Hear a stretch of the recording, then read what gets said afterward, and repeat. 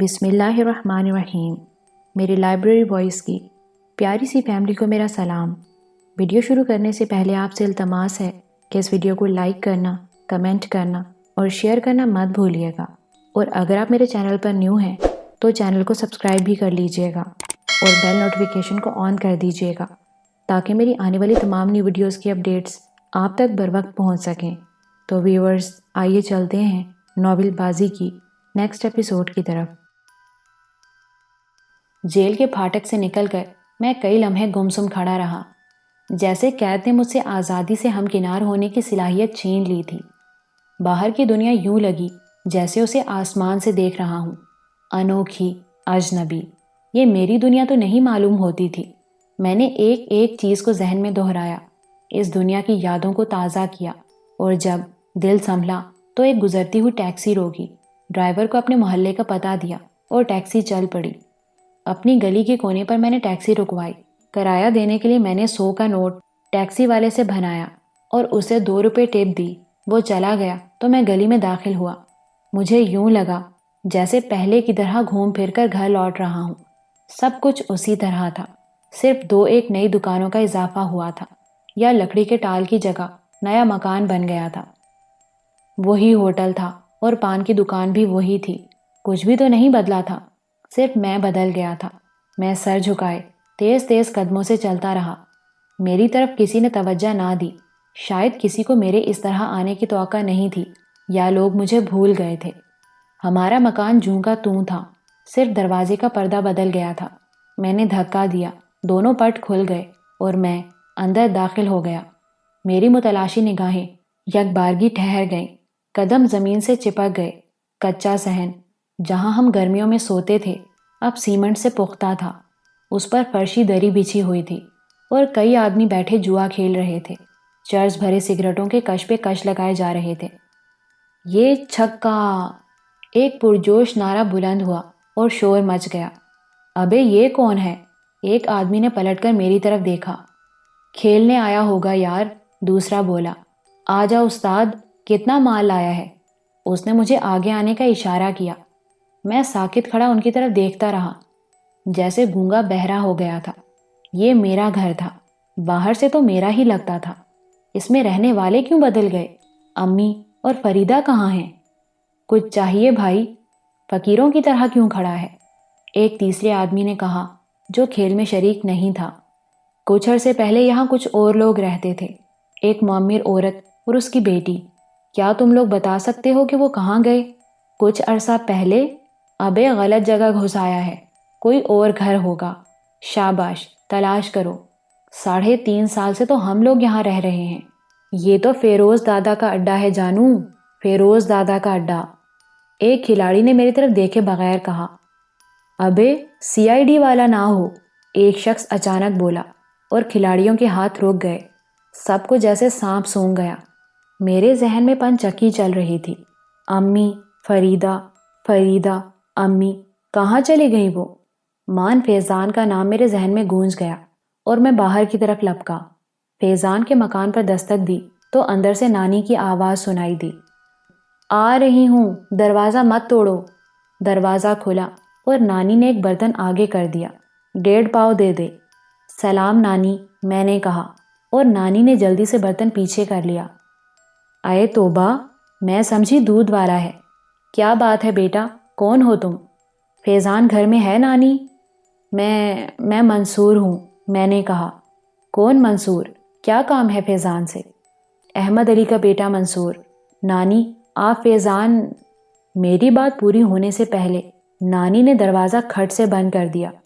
اندر سے ان کی گھبرائی ہوئی آواز سنائی دے رہی تھی۔ اری سنتی ہے؟ وہ آ گیا، پھر آ گیا موا۔ کون اماں، کون؟ فیضان کی ماں کہہ رہی تھی۔ احمد علی کا لونڈا، وہ بدماش دروازے پر کھڑا ہے، نانی نے بتایا۔ دروازہ کھلا اور فیضان کی ماں نے جھانکا۔ ارے منصور میاں، آؤ آؤ، اللہ توبہ، کس قدر بدل گئے ہو۔ آؤ اندر، آ جاؤ۔ تمہاری امی اور فریدہ کیسی ہیں؟ فیضان کی ماں کے خلوص میں کوئی فرق نہیں آیا تھا۔ میں اندر داخل ہو گیا۔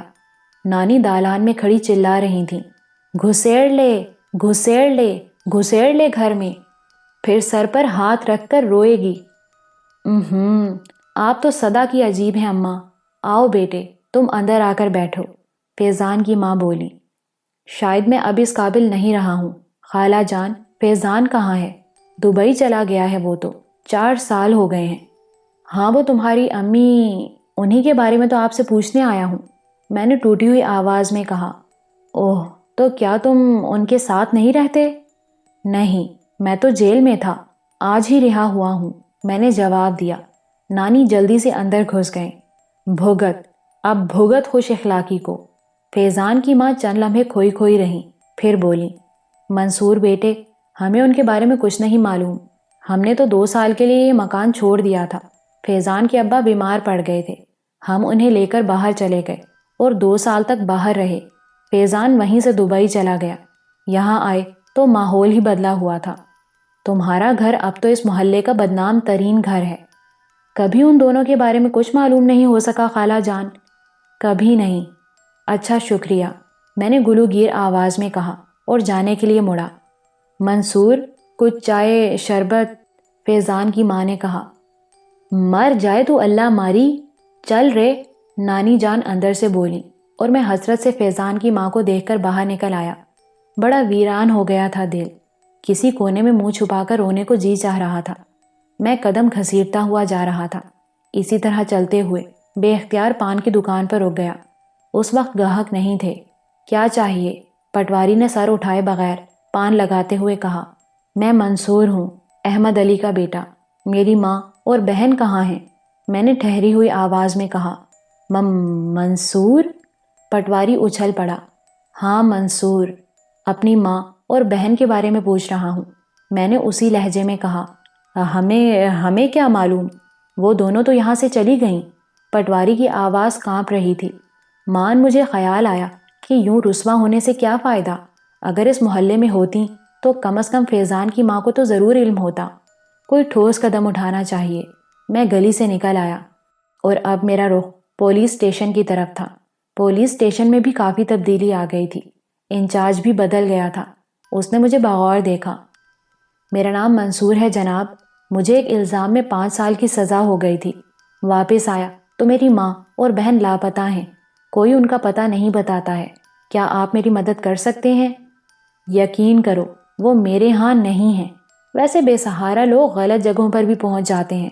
تم باقاعدہ رپورٹ درج کرا دو اور انہیں ڈھونڈنے کی خود بھی کوشش کرو۔ انسپکٹر نے شگفتہ مزاجی کا مظاہرہ کیا اور میں کھول کر رہ گیا۔ میں وہاں سے اٹھا تو دماغ چٹک رہا تھا، سارے جسم میں جیسے شعلے سے دوڑ رہے تھے۔ حالات مجھے اس زندگی کی جانب دھکیل رہے تھے جسے میں اپنانا نہیں چاہتا تھا۔ جیل میں 5 سال ہر قسم کے مجرموں کے درمیان رہ کر میں ذہنی طور پر مجرم نہیں بن سکا تھا، لیکن جیل سے باہر شریفوں کی دنیا مجھے احساس دلا رہی تھی کہ میں 5 سال ایک مجرم کی طرح گزار آیا ہوں۔ اس لیے مجھ میں مجرموں کے عادات و اطوار پیدا ہونے چاہیے۔ میرے ذہن میں ایک طوفان اٹھ رہا تھا کہ کچھ کرو، کچھ کر گزرو۔ اسی طوفانی دباؤ میں نے دوبارہ اپنے محلے کا رخ کیا اور ایک بار پھر اپنے مکان کے دروازے پر جا کھڑا ہوا، لیکن اب میری آمد کی اطلاع پڑوسیوں کو ہو گئی تھی۔ قریبی گھروں کے دروازے کھل گئے تھے۔ میں نے اپنے مکان کے دروازے پر دستک دی۔ اس بار دروازہ بند تھا اور چند ساتھ بعد کھل گیا۔ اندر وہی لوگ تھے جنہیں میں دیکھ گیا تھا۔ تم پھر آ گئے؟ دروازہ کھولنے والے نے کہا اور میں نے اس کا گریبان پکڑ لیا۔ میں نے اسے ایک زوردار جھٹکا دیا اور وہ گلی میں آ پڑا۔ میں نے اسے گریبان سے پکڑ کر کھڑا کیا۔ اتنے میں اندر سے سارے غنڈے باہر نکل آئے۔ میں نے کمر سے بندھی ہوئی بیلٹ کھول لی جس کے آگے لوہے کا کنڈا لگا ہوا تھا۔ ان کی پیش قدمی کا انتظار بھی نہیں کیا اور ان پر پل پڑا۔ اتنی پھرتی سے ان پر حملہ کیا تھا کہ وہ سنبھل بھی نہ پائے۔ مار مار کر ان کی شکلیں بگاڑ دیں۔ انہوں نے بڑی کوشش کی کہ مجھے زیر کر دیں، لیکن اب میں مار کھانے والوں میں سے نہیں بلکہ مارنے والوں میں سے تھا۔ انہیں جانوروں کی طرح پیٹ رہا تھا۔ جلال بابا کے سکھائے ہوئے گر اور پینترے کام آ رہے تھے۔ تمام محلہ جمع ہو چکا تھا، لیکن سب خاموش تھے۔ کسی کے منہ سے کوئی آواز نہیں نکل رہی تھی۔ مکان اسی وقت خالی کر دو، اپنا سامان اٹھا کر لے جاؤ ورنہ میں باہر پھینک دوں گا۔ سامان تھا ہی کتنا، 2-3 دریاں، کونوں میں طے کیے ہوئے 2-4 بستر، 2 سراہیاں، پانی کے 2 جگ اور کوئی درجن بھر اسٹیل کے گلاس، 4 ٹیبل فین ایک جھاڑو، 2 ایک تولیے، بس یہی تھی ساری کائنات اس مکان کی، جو میرے وقتوں میں کبھی بھرا پورا تھا۔ لیکن یہ مکان کہاں رہ گیا تھا؟ یہ تو جوئے اور منشیات کا اڈا بن چکا تھا۔ یہاں گھر گرہستی کے سامان کی کیا ضرورت تھی؟ خالی مکان میرا منہ چرا رہا تھا۔ باورچی خانے میں مہینوں کا کوڑا کرکٹ نظر آ رہا تھا۔ کمروں کی دیواریں گندی تھیں اور جگہ جگہ سے پلستر اکھڑا ہوا تھا۔ کونوں میں پان کی پچکاریوں کے نشان تھے۔ کوئی چیز بھی پہلے جیسی نظر نہیں آ رہی تھی۔ میری آنکھوں میں نمی آ گئی۔ ایک ایک دیوار، ایک ایک کونے سے امی اور فریدہ کی جھلکیاں نظر آ رہی تھیں۔ ان کے نقوش کہاں کہاں نمایاں نہیں لگ رہے تھے۔ چاروں طرف ان کی سانسوں کی آواز سنائی دے رہی تھی اور ہر قدم پر ان کا لمس محسوس ہو رہا تھا۔ کچھ دیر بعد میں گرد و پیش کا جائزہ لینے کے لیے باہر نکلا تو دیکھا کہ فیروز اپنے 4 گرگوں کے ساتھ اسی طرف آ رہا تھا۔ میں کمر پر دونوں ہاتھ رکھ کر انہیں دیکھنے لگا۔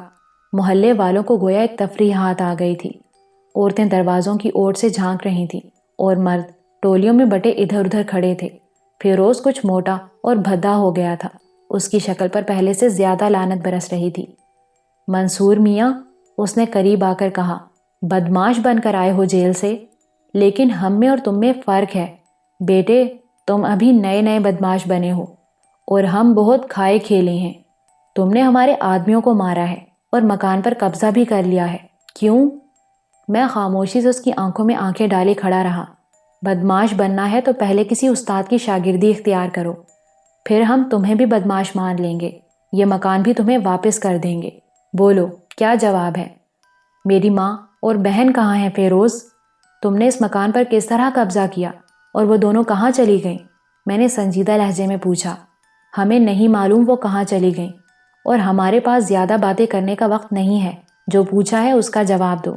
فیروز نے رعونت سے کہا تو میں آگے بڑھا، لیکن فوراً اس کے 4 گرگے سامنے آ گئے اور انہوں نے چاقو کھول لیے۔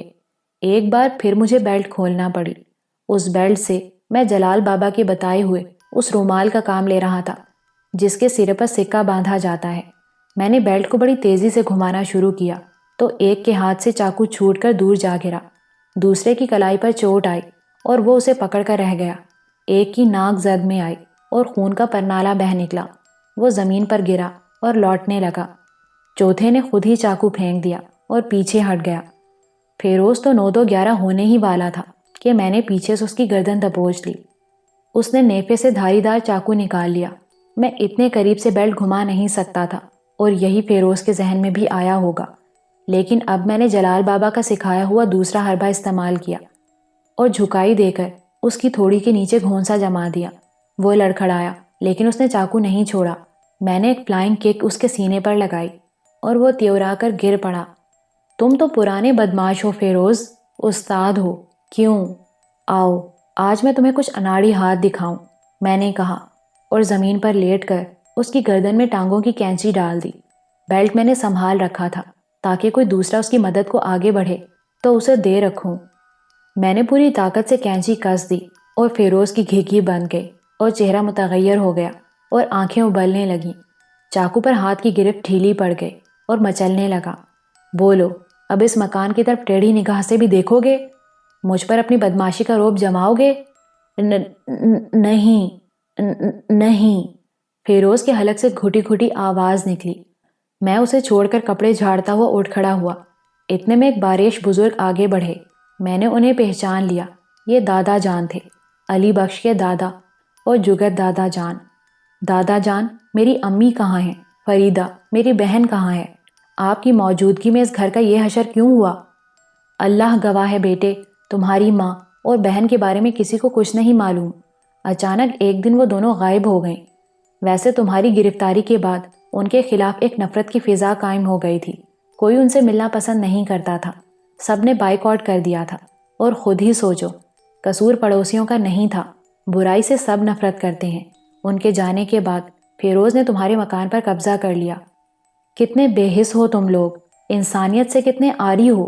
ان بے سہارا عورتوں کا سہارا بنا جا سکتا تھا جو بہر صورت مجرم نہیں تھیں۔ اگر وہ مجرم ہوتی تو سزا بھی ان کو ہی ملتی، لیکن قانون نے نہیں، تم نے انہیں سزا دی۔ ہم نے تمہارے درمیان ایک اچھی زندگی گزاری تھی۔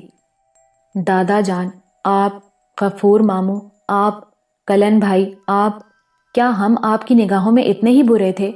باپ کی موت کے بعد میں تو نوکری کی تلاش میں سرگرداں تھا اور چاہتا تھا کہ مجھے اپنی ماں اور بہن کی پرورش کے لیے کوئی ایسی ملازمت مل جائے کہ میں عزت سے اپنے فرائض پورے کرتا رہوں، لیکن کچھ لوگوں کو ہماری یہ شرافت کی زندگی پسند نہیں آئی تھی۔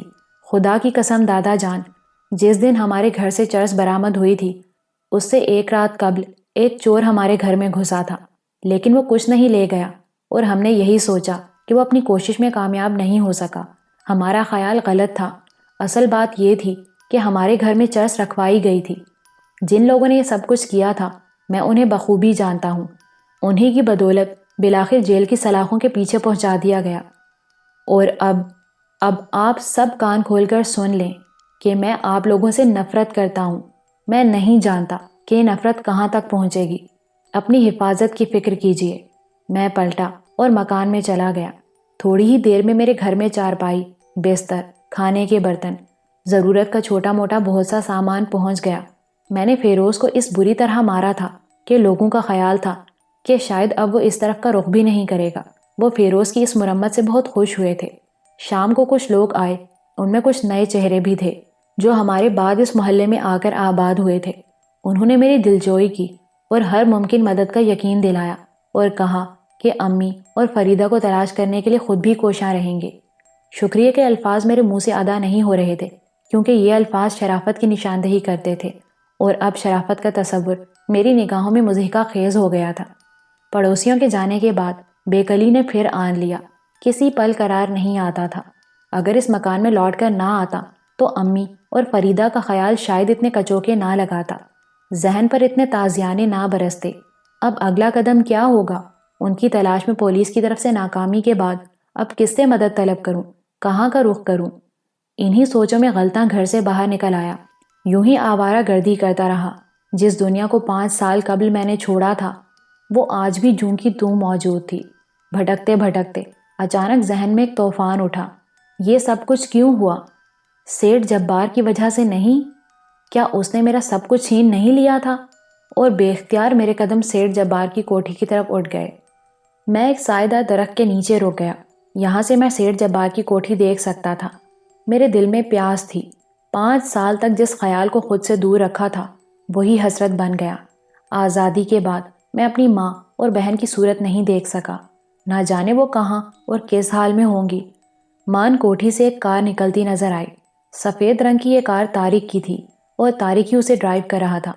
میں خیال کے تحت دوڑتا ہوا سڑک پر آ گیا۔ دونوں ہاتھ اٹھا دیے۔ میرا حلیہ اتنا بدل گیا تھا کہ طارق بھی پہچان نہ سکا۔ اس نے کار روک دی اور پوچھا، کیا بات ہے؟ آپ طارق صاحب ہیں نا؟ میں نے معصومیت سے پوچھا۔ اس نے اثبات میں سر ہلا دیا تو میں نے مزید کہا، آپ کے لیے ایک ضروری پیغام ہے لیکن یہاں نہیں۔ کیا پیغام ہے؟ گاڑی میں آ جاؤ۔ طارق نے دروازہ کھول دیا۔ میں جھک کر اندر بیٹھ گیا، لیکن بیٹھتے ہی میں نے اس کی جیب میں ہاتھ ڈال دیا۔ میری نگاہیں اس کی جیب میں پستول کو بھانپ گئی تھیں۔ دوسرے ہی لمحے پستول میرے ہاتھ میں تھا۔ طارق کسی سانپ کی طرح پلٹا، لیکن میں نے پستول اس کی کنپٹی پر رکھ دیا۔ مجھے پہچانو طارق، میں منصور ہوں، احمد علی کا بیٹا۔ طارق کی آنکھیں پھیل گئیں۔ تو تم آزاد ہو گئے؟ وہ تعجب سے بولا، ہاں، اور اب لوگوں کا حساب کتاب چکاتا پھر رہا ہوں۔ تمہارے ذمہ بھی کچھ قرض ہے، لیکن خیر چھوڑو، جو ہوا سو ہوا۔ بالآخر تم نے مجھے وہ بنا ہی دیا جو تم چاہتے تھے۔ پستول میں نے صرف اس لیے نکال لیا تھا کہ کہیں تم غلط فہمی کا شکار نہ ہو جاؤ اور اسے میرے خلاف استعمال نہ کرو۔ بات دراصل یہ ہے کہ میں تمہارے ساتھ مل کر کام کرنا چاہتا ہوں۔ یہ کام حاصل کرنے کا طریقہ ہے؟ طارق کے حواس قدرے قابو میں آئے تو وہ جھلا کر بولا، یہ تو نمونہ تھا طارق صاحب۔ لاؤ پستول واپس کرو۔ طارق کا لہجہ کرخت ہو گیا۔ اتنی جلدی کیا ہے؟ تھوڑا سا تو اعتبار کرو۔ یار طارق، یہ تو مجھے معلوم ہے کہ تم نے یا سیٹھ صاحب نے میرے گھر میں چرس رکھوا کر مجھے گرفتار کروایا تھا۔ اس کی وجہ بھی میں جانتا ہوں، لیکن میری ماں اور بہن سے تمہیں کیا دشمنی تھی؟ ان دونوں کا کیا ہوا؟ وہ کہاں چلی گئیں؟ تم احمق تھے منصور، ہمارے بارے میں جان چکے تھے، اس لیے ہم تمہیں نہیں چھوڑ سکتے تھے، لیکن تمہاری گرفتاری کے بعد ہمارا تم سے کوئی واسطہ نہیں رہا، اس لیے ہم نے پھر کبھی تمہارے گھر کا رخ نہیں کیا۔ تمہیں اپنے پڑوسیوں سے معلوم کرنا چاہیے تھا۔ کوئی بھی نہیں جانتا۔ خیر، انہیں میں تلاش کر لوں گا۔ چلو نیچے اتر چلو۔ کیا بکواس ہے، طارق غرایا۔ میرا الٹا ہاتھ اس کے منہ پر پڑا۔ طارق کا ہونٹ پھٹ گیا۔ نیچے اترو، میں نے غرا کر کہا، اور وہ بوکھلائے ہوئے انداز میں نیچے اتر گیا۔ میں نے اطمینان سے اس کی سیٹ پر بیٹھ کر کار آگے بڑھا دی، اور طارق وہیں کھڑا ہونٹوں سے خون پونچھتا رہ گیا۔ طارق کی کار میں نے گلی کے قریب ایک سنسان پارک میں کھڑی کر دی۔ میری ذہنی حالت بہت خراب تھی، کوئی بات سمجھ میں نہیں آتی تھی۔ میں اپنے گھر میں داخل ہوا۔ اداس اور سنسان مکان کے ہر گوشے سے گمان ہوتا تھا کہ ابھی فریدہ کی آواز سنائی دے گی یا ابھی امی نکل آئیں گی۔ رات ہو گئی۔ پھر میں نے سوچا کہ یہ مکان میرے لیے محفوظ جائے پناہ نہیں ہو سکتا۔ میرے سارے دشمن اسی جگہ سے واقف ہیں، اور کوئی بھی یہاں پہنچ سکتا ہے۔ اسے یوں ہی رہنے دیا جائے۔ کبھی کبھی یہاں آتا رہوں گا، اور کسی دوسری جگہ رہ کر اپنی ماں اور بہن کو تلاش کروں گا۔ اتنا سوچ کر گھر سے نکلا، لیکن دروازے کے باہر ہی ٹھٹک گیا۔ ایک انسانی جسم نظر آیا۔ میں متعجب ہو کر جھکا تو وہ ایک ایسی لاش ثابت ہوئی جس کے سینے سے خون ابل ابل کر جم گیا تھا۔ کوئی نئی سازش، میں نے سوچا، اور ایک بار پھر اچھل پڑا۔ ایک جیپ میرے دروازے پر آ کر رکی، اور ٹارچوں کی تیز روشنیاں مجھ پر پڑیں تو صورتحال میری سمجھ میں آ گئی۔ دوسرے لمحے میں نے واپس گھر میں چھلانگ لگا دی اور دیوار کود کر مکان کے پچھواڑے اتر گیا۔ اس وقت طارق کی کار میرے لیے دنیا کی سب سے قیمتی چیز بن گئی تھی۔ میں نے جلدی سے کار سٹارٹ کی اور گلی سے نکل آیا، لیکن پولیس والے بھی دوسری طرف سے جیپ نکال لائے۔ میں اندھا دھند کار دوڑا رہا تھا۔ پولیس جیپ کی رفتار بھی کافی تیز تھی۔ میں تھوڑی دیر بعد شہر سے باہر جانے والی سڑک پر پہنچ گیا۔ جیپ کی روشنیاں اب بھی ٹمٹما رہی تھیں۔ اس طرح یہ میرا پیچھا نہیں چھوڑیں گی، میں نے سوچا، اور کار کی روشنیاں بجھا دیں۔ تاریکی میں مجھے سڑک کے بائیں سمت ایک عمارت نظر آئی تو کار کچے راستے پر اتار کر اسے اسی سمت دوڑانے لگا۔ عمارت کے احاطے کی بائیں سمت کی دیوار کے ساتھ کار روک کر میں نے انجن بند کیا اور پھر کار کی چھت پر چڑھ کر اندر کود گیا۔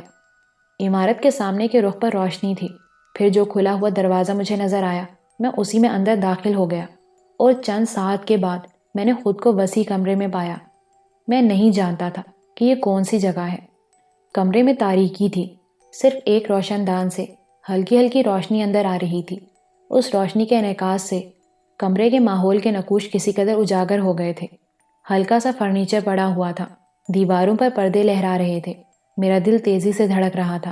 گو میری کیفیت میں کافی تبدیلی پیدا ہو گئی تھی، لیکن میں فطری طور پر مجرم نہیں تھا، اس لیے یہ سب کچھ عجیب لگ رہا تھا۔ میرے کان کسی آہٹ کے منتظر تھے۔ میں یہاں زیادہ دیر محفوظ نہیں رہ سکتا تھا، اس لیے ہمت کر کے باہر نکل آیا۔ ایک وہ سمت تھی جس طرف سے میں آیا تھا۔ میں نے اس سمت کو چھوڑ کر دوسرا رخ اختیار کیا۔ راہداری کافی طویل تھی۔ راہداری آگے چل کر بائیں سمت گھوم گئی۔ یہاں 3 سیڑھیاں تھیں، اور سیڑھیوں کے اختتام پر بھی ایک دروازہ نظر آیا۔ میں نے کمرے کے دروازے کو آزمایا جو میرے سامنے تھا۔ حالانکہ یہ خطرناک بات تھی۔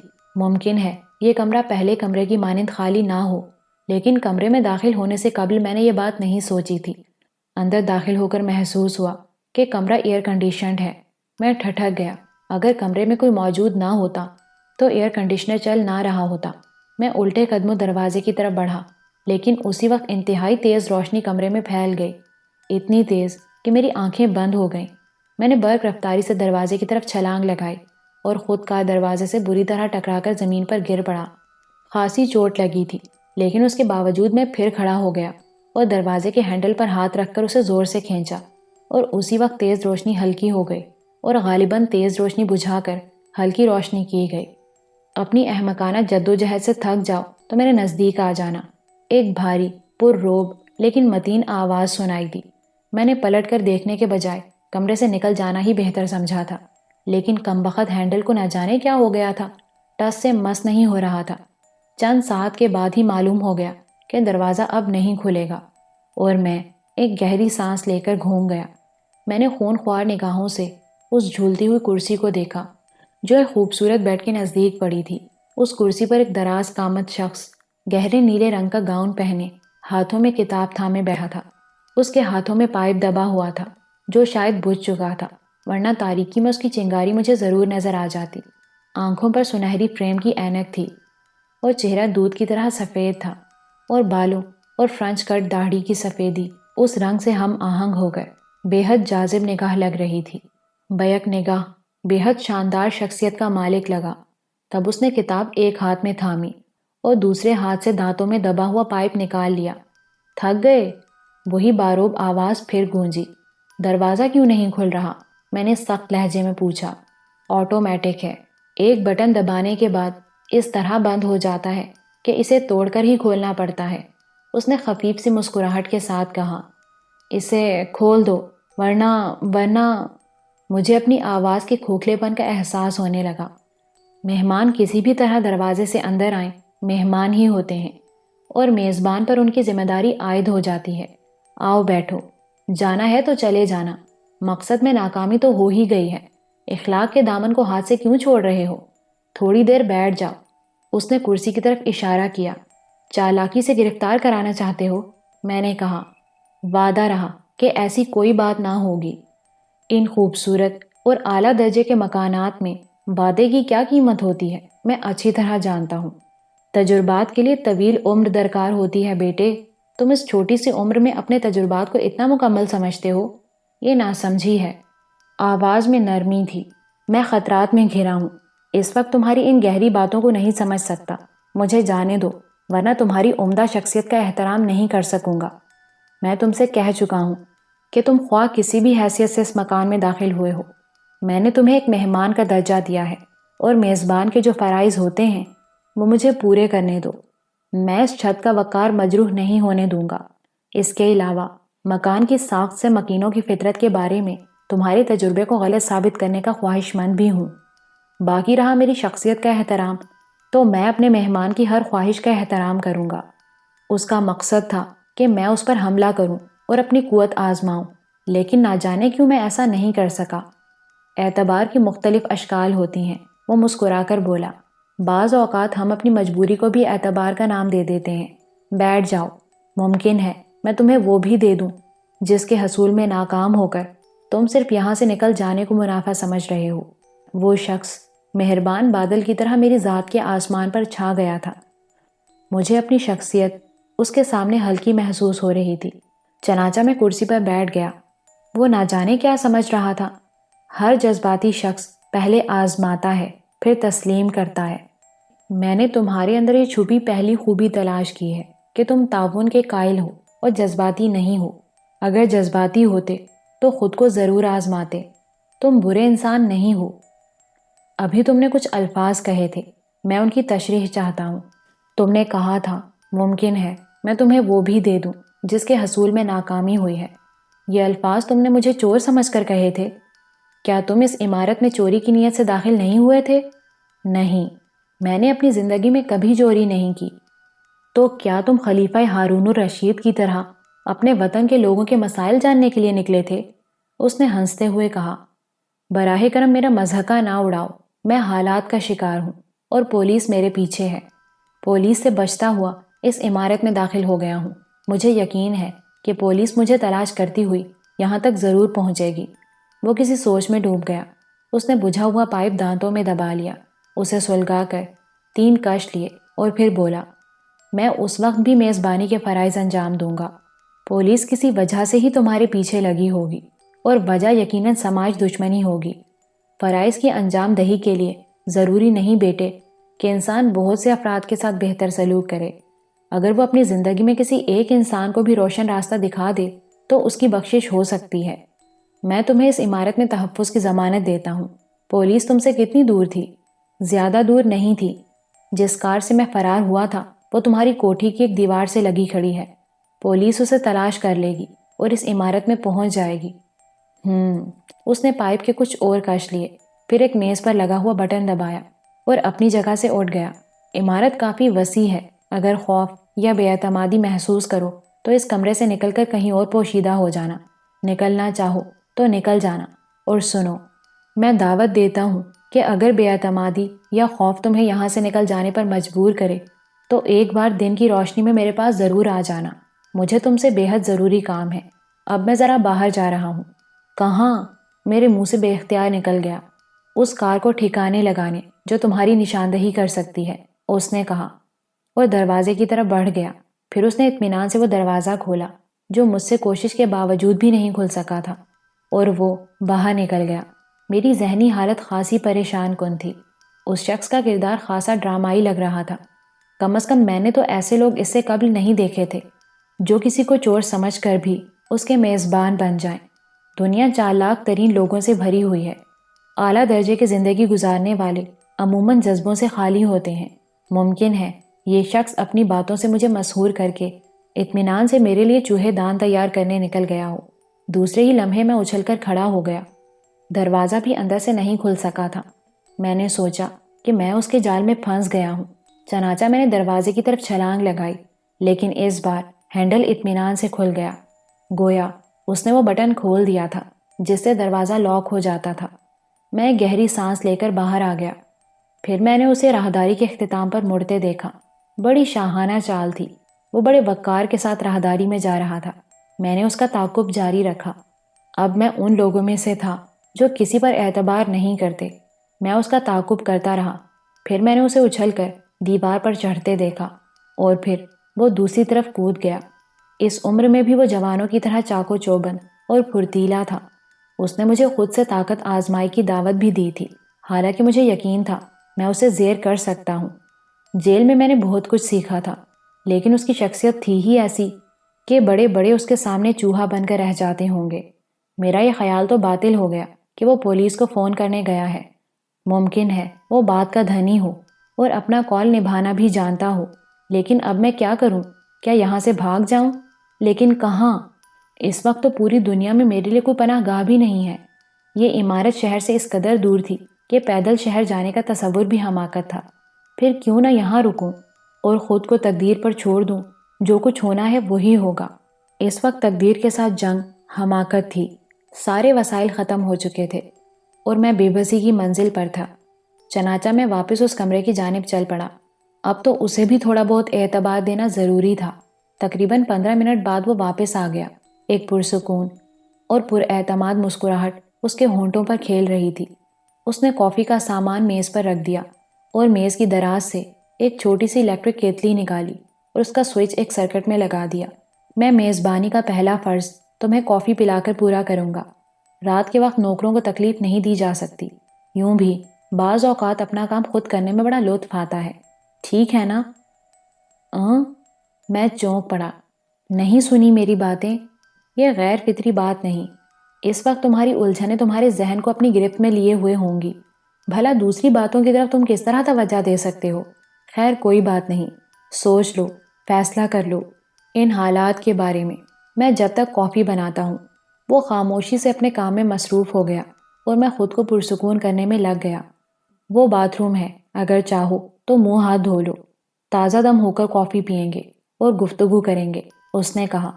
میں خاموشی سے باتھ روم میں داخل ہو گیا۔ ٹھنڈے پانی کے چھینٹوں نے بڑا سکون بخشا تھا۔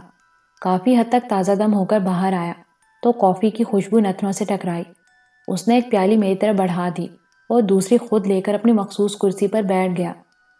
تو میرے عزیز مہمان، پہلے تو ایک دوسرے سے اپنا تعارف کرا دیں، جو صرف نام کی حد تک ہو۔ ایک دوسرے کو مخاطب کرنے کے لیے یہ ایک بنیادی ضرورت ہے۔ کیا نام ہے تمہارا؟ منصور علی، میں نے جواب دیا۔ عام طور پر مجھے پروفیسر شیرازی کہا جاتا ہے۔ یہ تو ہوا تعارف۔ اب تم پہلے مجھ سے میرے بارے میں سوالات کر لو تاکہ پھر میں پوری تفصیل سے تمہیں جاننے کی کوشش کروں۔ اور ہاں، ذہنی انتشار ختم کر دو۔ میں نے تمہاری کار اندر لا کر گیراج میں بند کر دی ہے۔ پولیس کے افراد میرا احترام کرتے ہیں اور کسی کی مجال نہیں کہ میرے گیراج تک پہنچنے کی کوشش کرے۔ مجھے یہ بھی یقین ہے کہ اگر پولیس کو اس عمارت پر شبہ ہوا تو کم از کم وہ رات کے اس پہر مجھے ڈسٹرب کرنے کی کوشش نہیں کرے گی اور صبح کو ہی آئے گی۔ میں وعدہ کرتا ہوں کہ تمہارے بارے میں کچھ نہیں بتاؤں گا۔ میں مطمئن ہوں پروفیسر، میں نے کافی کا گھونٹ لے کر کہا۔ میں ایک ناکارہ انسان ہوں، عذرائے انکسار نہیں کہہ رہا بلکہ ایک حقیقت بتا رہا ہوں، پروفیسر نے کہا۔ میں نے پوری زندگی کچھ نہیں کیا اور اس میں قصور میرے والدین کا ہے۔ اتنی دولت اکٹھی کر لی تھی انہوں نے اور اس طرح نشو نما کی تھی میرے ذہن کی کہ میں بالکل بے عمل ہو کر رہ گیا۔ بس حصول علم میں زندگی گزاری اور آج تک یہی شغل جاری ہے۔ زیادہ افراد کبھی میری ذات سے منسلک نہ ہو سکے کیونکہ دوستوں کا پھیلاؤ نہ تھا۔ کچھ وقت کے لیے شادی کی تھی لیکن میری رفیقہ حیات میرے نکمے پن کی متحمل نہ ہو سکی۔ اور وہ میری زندگی کے لیے ایک سہارا چھوڑ کر راہی ملک عدم ہو گئی۔ اس سہارے کا نام سرخاب ہے، میری بیٹی جو اب عمر کی 19ویں منزل میں ہے۔ میں نے سرخاب کو اعلیٰ تعلیم سے نوازا ہے، اسے میرے نظریات سے اختلاف ہے اور وہ آزادی سے اس کا اظہار کر دیتی ہے۔ یہ ہے فیروز شیرازی، اس کے علاوہ میری ذات کا کوئی پہلو پوشیدہ نہیں ہے۔ پروفیسر کی باتیں دل میں اتر رہی تھیں۔ اس پرآشوب دور میں جبکہ چاروں طرف دشمنوں کی یلغار تھی، اس شخص کی گفتگو میں ایک اجنبی سا خلوص تھا۔ میں اس سے متاثر ہوئے بغیر نہ رہ سکا اور میں نے ایک گہری سانس لے کر کہا، دنیا کے بارے میں میرا نظریہ کچھ اور ہی ہے پروفیسر۔ جو کچھ دیکھا ہے اور جن حالات سے گزرا ہوں، وہاں انسان کو صرف ایک خوفناک درندے کے روپ میں دیکھا ہے۔ میں خود ان درندوں سے مختلف نہیں ہوں، اس لیے مجھے آپ کی محبت اور خلوص بالکل اجنبی لگ رہا ہے۔ حق بجانب ہو میرے دوست، والدین ہیں تمہارے؟ والدین تھے لیکن اب نہیں ہیں، اور ہیں بھی تو نہ جانے کہاں ہیں۔ درندوں نے مجھ سے بہت کچھ چھین لیا ہے پروفیسر۔ والدین تھے تو ان پر اعتبار کرتے تھے؟ اس وقت تو کسی پر بھی بے اعتباری نہیں تھی پروفیسر۔ تھوڑی دیر کے لیے ان لمحات کو واپس لے آؤ، اپنے والدین کے نام پر ماضی کے وہ لمحات پروفیسر شیرازی کو بھیگ دے دو، اپنی ذات کے سارے دروازے کھول دو منصور۔ کبھی کبھی کسی کو کچھ دینے سے کچھ نہیں بگڑتا۔ پروفیسر کا لہجہ بے حد جذباتی تھا۔ میں تعجب سے اس کی صورت دیکھنے لگا۔ کسی اجنبی کو میری ذات میں اس قدر دلچسپی کیوں؟ واقعی وہ انوکھا انسان تھا۔ اس وقت جب میں اس کمرے میں داخل ہوا تو ایک اور سوال میرے ذہن میں جاگ اٹھا۔ جب میں اس کمرے میں داخل ہوا تھا پروفیسر، تو کیا آپ جاگ رہے تھے؟ ہاں، میں ایک کتاب پڑھ رہا تھا۔ رات گئے تک مطالعہ میری عادت ہے۔ کتاب پڑھ رہے تھے؟ میں نے حیرت سے کہا، لیکن آپ کے کمرے میں تو اندھیرا تھا۔ پروفیسر نے وہ کتاب اٹھا لی، جسے اس نے درمیان سے کھول کر رکھ دیا۔ مجھے نایاب کتابیں جمع کرنے کا شوق ہے۔ یہ کتاب کم از کم 1000 سال پرانی ہے۔ قلمی نسخہ ہے، اس وقت کی تحریر جو ایک مخصوص روشنائی سے لکھی گئی تھی۔ تم دیکھو، اس دور کا انسان بھی ذہانت میں کسی سے کم نہیں تھا۔ پروفیسر کا ذہن بھٹک گیا۔ اس نے ہاتھ بڑھایا اور پھر اچانک کمرے میں تاریکی چھا گئی۔ تب پروفیسر نے کتاب کھول کر میرے سامنے کر دی اور میں نے وہ حیرت انگیز چیز دیکھی۔ کتاب کے الفاظ جگنوں کی طرح چمک رہے تھے، اتنے صاف نظر آ رہے تھے کہ انہیں بآسانی پڑھا جا سکتا تھا۔ واقعی نایاب ہے، میں نے آہستہ سے کہا۔ پروفیسر نے کتاب بند کر کے دوبارہ روشنی کر دی، پھر بولا، تمہارے بارے میں میرا اشتیاق بڑھ رہا ہے منصور۔ میری کہانی طویل ہے پروفیسر۔ منصور احمد بھی کسی دور میں نیک فطرت نوجوان تھا، میں نے بھرائی ہوئی آواز میں کہا، اور پھر گزرے ہوئے لمحات میرے گالوں پر پانی بن کر لڑھکتے رہے۔ میں نے اس شخص کی شخصیت کے سحر میں گرفتار ہو کر خود کو مکمل طور پر ظاہر کر دیا۔ پروفیسر بت بنا میری کہانی سنتا رہا، پھر میں نے اسے لاش کے بارے میں بتایا اور یہاں تک پہنچنے کی تفصیل بتا کر خاموش ہو گیا۔ ہاں منصور، ہماری یہ دنیا بڑی عجیب ہے۔ نہ جانے لوگوں نے نفرت کو شعار کیوں بنا لیا ہے، نہ جانے یہ سب مل کر اس دنیا کو گلزار بنانے کا کیوں نہیں سوچتے۔ وہ تھوڑی دیر توقف کے بعد بولا، پھر میرے بچے، اب تم نے کیا سوچا ہے؟ اس کے علاوہ اور کیا سوچ سکتا ہوں پروفیسر کہ ان لوگوں سے انتقام لوں جنہوں نے میری ذات کا حسن چھین کر مجھے یہ روپ دیا ہے۔ نہیں نہیں منصور، ایک غلطی انہوں نے کی ہے، دوسری تم نہ کرو۔ برائی کا جواب برائی سے دینا دانشمندی نہیں ہے۔ میرے بارے میں کون سوچے گا پروفیسر؟ کیا آپ کے پاس میرے زخموں کے لیے کوئی مرہم ہے؟ کیا آپ مجھے میرا کھویا ہوا سکون، میری زندگی کے 5 سال واپس دے سکتے ہیں؟ اور پروفیسر، کیا آپ مجھے میری ماں اور میری بہن فریدہ واپس لا کر دے سکتے ہیں؟ لائیے، یہ ساری چیزیں مجھے واپس دے دیں، میں وعدہ کرتا ہوں کہ برائی کا راستہ نہیں اپناؤں گا، میں نے کہا، اور آنسوؤں کے چند قطروں نے مجھے احساس دلا دیا کہ میں رو رہا ہوں۔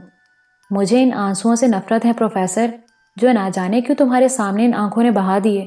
اب ان آنکھوں سے آنسو نہیں، شعلے نکلیں گے۔ میں شرمندہ ہوں کہ آپ کی انتقام نہ لینے والی نصیحت کو قبول نہیں کر سکوں گا۔ ہاں، زندگی میں کبھی کبھی نفرت اور انتقام کے جذبات سے اکتاہٹ محسوس ہوئی تو اس محبت اور شفقت کے تصور سے روح کو ٹھنڈا کر لوں گا، یا کسی کو تکلیف پہنچاتے وقت یہ احساس ضرور رکھوں گا کہ دنیا صرف نفرت اور انتقام کا نام نہیں ہے۔ منصور بیٹے، تمہارے جذبات کو میں بالکل تمہاری ہی طرح محسوس کر رہا ہوں۔ اس کے باوجود میری درخواست ہے کہ تم برے راستوں پر نہ جاؤ۔ جانتا ہوں کہ تمہاری نیکی اور شرافت تمہیں کچھ نہ دے سکی، لیکن برائی تمہیں مزید اذیت دے گی۔ میں نہیں مانتا پروفیسر، سیٹھ کے کرتوتوں نے اسے عزت دی ہے اور وقار دیا ہے، ہم جیسے لوگوں پر فوقیت دی ہے۔ پھر آپ بدی کے راستوں کی یہ خوفناک تصویر کس فریم میں فٹ کریں گے؟ اس کا اختتام بھی ہوگا، ضرور ہوگا، اور تم دیکھو گے کہ انتہا کتنی عبرت ناک ہوتی ہے۔ میں ساری باتیں مان لوں پروفیسر، لیکن فریدہ اور ماں کو نہیں بھول سکتا، کبھی نہیں بھول سکتا۔ ان کی تلاش میں تمہاری مدد کروں گا، پروفیسر نے شکست خوردہ آواز میں کہا۔ لیکن تم قتل کے الزام کا کیا کرو گے؟ باہر نکلو گے تو پولیس تمہیں گرفتار کر لے گی۔ کچھ بھی ہو جائے، مجھے یہ سازش تو ناکام بنانی ہی ہے، کیوں نہیں؟ لیکن اس کے لیے وہ ذرائع اختیار مت کرو منصور جو تمہیں مزید گہرائی میں پہنچا دے۔ میری پیشکش ہے کہ تم اس مکان کو اپنی پناہ گاہ تصور کرو، ابھی کچھ روز خاموشی سے گزارو۔ میں حالات کا جائزہ لوں گا اور پھر کوشش کروں گا کہ اپنے تعلقات سے کام لے کر تمہارے مسائل حل کروں۔ تمہیں میرے ساتھ اتنا تعاون تو کرنا ہی چاہیے۔ پروفیسر کے لہجے میں عاجزی تھی۔ میں تعجب سے اس شخص کے بارے میں سوچنے لگا۔ بے لوث انسان میرے لیے اتنا درد مند کیوں ہو گیا ہے؟ میں تو اس کے لیے بے مصرف ہوں۔ اگر ابتدا ہی میں اس سے ملاقات ہو جاتی تو کیا آج میں ایک شریف انسان کی مانند زندگی نہ گزار رہا ہوتا؟ کیا 5 سال میری زندگی کے سنہری سال نہ ہوتے؟ کیا میں فریدہ کی شادی نہ کر چکا ہوتا؟ وہ میری نگاہوں سے اوجھل کیوں ہوتی؟ نہ جانے میرے بعد کتنے مصائب اٹھانے پڑے ہوں گے ان بیچاریوں کو۔ یہ سب کیوں ہوتا؟ پروفیسر شیرازی کو تلاش کرنے کے لیے مجرم بننا کیوں ضروری ہے؟ کیوں ضروری ہے؟ پروفیسر، آپ مجھے پہلے کیوں نہ مل گئے؟ ایک بات بتا دیں پروفیسر، صرف ایک بات، مجھ جیسے انسان سے آپ کو اتنی ہمدردی کیوں ہو گئی؟ میں تو اس ارادے سے داخل ہوا تھا کہ اگر کوئی مزاحم ہوگا تو ہر طرح سے میں اپنی آزادی کا تحفظ کروں گا۔ میں نے زندگی کو بہت قریب سے دیکھا ہے منصور، اور انسان مجھے دنیا کی ہر شے سے زیادہ معصوم اور بے بس نظر آیا ہے۔ کتابی علم کہتا ہے کہ انسان ازل سے معصوم ہے اور ابد تک معصوم ہی رہے گا۔ برائیاں زندگی کے لیے جہنم تعمیر کرتی ہیں، اور اس جہنم کو سرد کرنا ہر صاحب ہوش کا فرض ہے۔ مجھے اس دنیا سے پیار ہے۔ میں دنیا کے اس پرستان میں پھولوں کا آرزومند ہوں، اور میرے بچے پھولوں کی کاشت کے لیے دنیا بھر کی زمین نہ مل سکے تو ایک پودا ہی لگا دو، صرف ایک پودا، جس پر کھلنے والا پھول تمہاری روح کو ہمیشہ کی بالیدگی بخشے گا۔ میں اس بالیدگی کے حصول کے لیے کوشاں ہوں۔ بولو، تم میری مدد کرو گے میرے بچے؟ میں کیا کر سکتا ہوں پروفیسر؟ صرف یہی کہ مجھ سے تعاون کرو، اس وقت تک جرم کے راستوں پر نہ جاؤ جب تک میں تمہارے مسئلے میں بے بسی کا اظہار نہ کر دوں۔ بولو، مجھ سے تعاون کرو گے؟ مجھ پر قتل کا الزام ہے پروفیسر، کیا میں ایک قاتل کی حیثیت سے تمہارے لیے مصیبت نہیں بن جاؤں گا؟ صرف الزام ہے، تم قاتل تو نہیں۔ اگر اس الزام میں بھی شامل ہو جاؤں تو کیا حرج ہے؟ ہم دونوں مل کر خود کو بے گناہ ثابت کرنے کی کوشش کریں گے۔ بہتر ہے، لیکن مجھے اپنی ماں اور بہن کو تو تلاش کرنے دیں۔ جہاں اتنا صبر کیا ہے تھوڑا اور کر لو۔ ہمارا دوسرا مرحلہ یہی ہوگا، تم باہر نکلو گے تو تمہارے ذہن میں انتقام کا جذبہ ابھرے گا، اور یہ جذبہ تمہیں مزید برائیوں کی طرف لے جائے گا۔ تم قاتل بھی بن سکتے ہو۔ ٹھیک ہے پروفیسر، آپ کے اس بے لوث احساس کے عوض میں مزید دوڑنے سے رک جاتا ہوں، لیکن اگر میری ماں اور بہن کسی حادثے کا شکار ہو گئیں تو میں اس دنیا کو معاف نہیں کروں گا۔ پروفیسر نے آگے بڑھ کر میرے شانے پر ہاتھ رکھ دیا۔ خدا نے چاہا تو وہ بخیریت ہوں گی۔ قوت ایزدی تمام شیطانی قوتوں پر حاوی ہے، اور ایسا ہوتا ہے جو ہماری سوچ سمجھ سے کہیں بالا تر ہوتا ہے۔ وقت کافی گزر چکا ہے، آؤ میں تمہیں آرام کی جگہ بتا دوں، اطمینان سے سو جاؤ۔ اس نے اپنی خوابگاہ سے تھوڑی دور ایک کمرے کا دروازہ کھولا۔ وہاں آرام دہ بستر لگا ہوا تھا، ضرورت کی دوسری چیزیں بھی موجود تھیں۔ یہ تمہاری خوابگاہ ہے۔ شکریہ پروفیسر، میں نے گہری سانس لے کر کہا، اور وہ مجھے خدا حافظ کہہ کر چلا گیا۔ میں نے جوتے اتارے اور بستر پر دراز ہو گیا، لیکن ذہن سوچ سمجھ سے بیگانہ ہو رہا تھا۔ کون کسی کی آگ میں کودتا ہے؟ اور پھر لوگ تو نیک ناموں کی دوستی اپناتے ہیں، برے لوگوں کو سہارا دینے والے تو معاشرے میں مسخرے کہلاتے ہیں۔ یہ شخص اتنا مختلف کیوں ہے؟ مجھ سے کیا چاہتا ہے؟ بظاہر تو اس کی کوئی غرض بھی نہیں محسوس ہوتی۔ پھر یہ محبت، یہ التفات۔ میرا سر دکھنے لگا۔ پروفیسر کی شخصیت نے ڈاواں ڈول کر دیا تھا۔ ذہن بری طرح دکھنے لگا تھا۔ چنانچہ میں سونے کی کوشش کرنے لگا اور تھوڑی دیر کے بعد نیند آ گئی۔ جب میں بیدار ہوا تو کمرہ بدستور نیم تاریک تھا۔ دیواری گھڑی 12:30 بجا رہی تھی، دن کے 12:30۔ یقیناً میں گہری نیند سویا تھا۔ میں باتھ روم میں گھس گیا۔ ٹھنڈے پانی نے روح کو شگفتہ کر دیا تھا۔ شیو بنانے کا سامان موجود تھا۔ میں باتھ روم سے نکلا تو دروازہ کھلا ہوا تھا اور ایک ملازم منتظر کھڑا تھا۔ سلام سرکار، اس نے جلدی سے سر پر ہاتھ رکھ دیا۔ پروفیسر صاحب نے کہا ہے کہ آپ کو لائبریری میں پہنچا دوں۔ میں اسبات میں سر ہلا کر ملازم کے ساتھ کمرے سے نکل آیا۔ دن کی روشنی میں میں نے عمارت کے ہر حصے کو بغور دیکھا۔ نہایت خوبصورت تعمیر تھی۔ ہر چیز سے سلیقہ اور نفاست ٹپکتی تھی۔ ایک کمرے کے دروازے کے سامنے ملازم نے مجھے لا کھڑا کیا۔ میں نے دروازہ کھول کر اندر قدم رکھا۔ کمرے کے چاروں طرف چھت تک بلند الماریاں تھیں جن میں کتابیں بھری ہوئی تھیں۔ درمیان میں جگہ جگہ شیلف رکھے ہوئے تھے جو نفیس جلد والی کتابوں سے سجے ہوئے تھے۔ پروفیسر ایک انتہائی آرام دہ نشست پر نیم دراز تھا۔ اس کے ہاتھ میں ایک موٹی سی کتاب تھی۔ مجھے دیکھ کر وہ مسکرایا اور کتاب بند کر کے رکھ دی۔ پھر آنکھوں سے چشمہ اتار کر بولا، صبح بخیر۔ شکریہ پروفیسر، لیکن اب تو دوپہر ہو گئی ہے۔ تم خوب سوئے، آؤ بیٹھو۔ ناشتے کے وقت جی چاہ رہا تھا کہ تمہیں اٹھا لوں، لیکن پھر یہ سوچا کہ تمہیں نیند کی شدید ضرورت ہے۔ اب جوس کا ایک گلاس پی لو، اس کے بعد لنچ کریں گے، ورنہ تمہاری بھوک خراب ہوگی۔ پروفیسر نے کہا تو مجھے ہنسی آ گئی۔ کیوں؟ ہنسی کیوں آئی؟ پروفیسر نے چشمہ دوبارہ ناک پر رکھ کر حیرت سے پوچھا۔ آپ مجھے کیا بنانے کی کوشش کر رہے ہیں پروفیسر؟ میں تو ٹاٹ کا کیڑا ہوں۔ میں انسانوں کی سی زندگی کیسے گزار سکتا ہوں؟ پھر وہی بات، دیکھو تم رات کو کچھ وعدے کر چکے ہو اور ان وعدوں کے تحت تم وہ نہیں ہو جو پہلے تھے۔ اپنی زندگی میری ہدایات پر چلانے کا تجربہ کرو۔ اگر سکون نہ ملا تو میں تمہیں دوبارہ مجبور نہیں کروں گا۔ ٹھیک ہے پروفیسر، لیکن میں اتنا بدبخت انسان ہوں کہ آپ جیسے خوبصورت الفاظ میں شکریہ بھی ادا نہیں کر سکتا۔ احسان چکانے کی بات الگ رہی، میں نے کہا اور ایک کرسی پر بیٹھ گیا۔ تھوڑی دیر بعد ملازم اس کے لیے 2 گلاس لے آیا۔ پروفیسر نے اپنا گلاس لے کر اخبار میرے سامنے کر دیا۔ میں چونک پڑا۔ ایک خبر نمایاں تھی۔ پروفیسر نے اس پر حاشیہ بنا دیا تھا، جیل سے آزاد ہونے والے مجرم نے ایک نوجوان کو قتل کر دیا۔ مجرم پولیس کو دھوکہ دے کر فرار ہو گیا۔ یہ سرخی تھی اور اس کے بعد خبر یوں تھی، منصور احمد نامی نوجوان نے اپنے دیرینہ دشمن فیروز کو قتل کر دیا۔ واقعات کے مطابق 5 سال قبل منصور کو چرس فروشی اور دیگر جرائم کی بنا پر 5 سال قید کی سزا دی گئی تھی۔ منصور کے بارے میں اس کے پڑوسیوں کا خیال تھا کہ وہ ایک شریف نوجوان ہے۔ اپنی سزا پوری کرنے کے بعد منصور واپس اپنے گھر آیا تو اس کی ماں اور بہن موجود نہیں تھیں اور اس کا مکان فیروز نامی ایک شخص کے قبضے میں تھا۔ پڑوسیوں نے بتایا کہ چرس فروشی کے الزام میں فیروز نے ہی اسے جیل بھیجوایا تھا۔ چنانچہ منصور نے کل رات انتقاماً اسے ہلاک کر دیا۔ اس نے پتھر سے فیروز کو زد و کوب کیا اور اس کا چہرہ مسخ کر دیا۔ گزشتہ رات کسی پڑوسی نے لاش کی اطلاع پولیس کو دی، لیکن پولیس کو دیکھتے ہی منصور ایک کار میں فرار ہو گیا۔ پولیس سرگرمی سے قاتل منصور کو تلاش کر رہی ہے۔ خبر پڑھ کر میری حالت عجیب ہو گئی۔ حالانکہ میں نے فیروز کو قتل نہیں کیا تھا، مگر مجھے اس کے مرنے کی خبر پڑھ کر خوشی ہوئی اور دل اس بات پر رو دیا کہ میں ایک بار پھر پولیس کے لیے درد سر بن گیا تھا۔ خبر پڑھ لی تم نے؟ پروفیسر نے پوچھا۔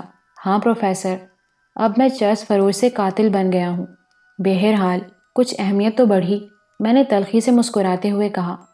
لاش فیروز کی تھی؟ پروفیسر معنی خیز لہجے میں بولا۔ ہاں، اسے میرے خلاف سازش کرنے کے لیے قتل کیا گیا، لیکن مجھے اس کی موت کی خبر پر خوشی ہوئی ہے۔ فیروز جیسے لوگ ہی مجرموں کی تخلیق کرتے ہیں۔ اس بدبخت انسان نے میرے پڑوس کے لڑکوں کو غلط راستوں پر لگایا تھا۔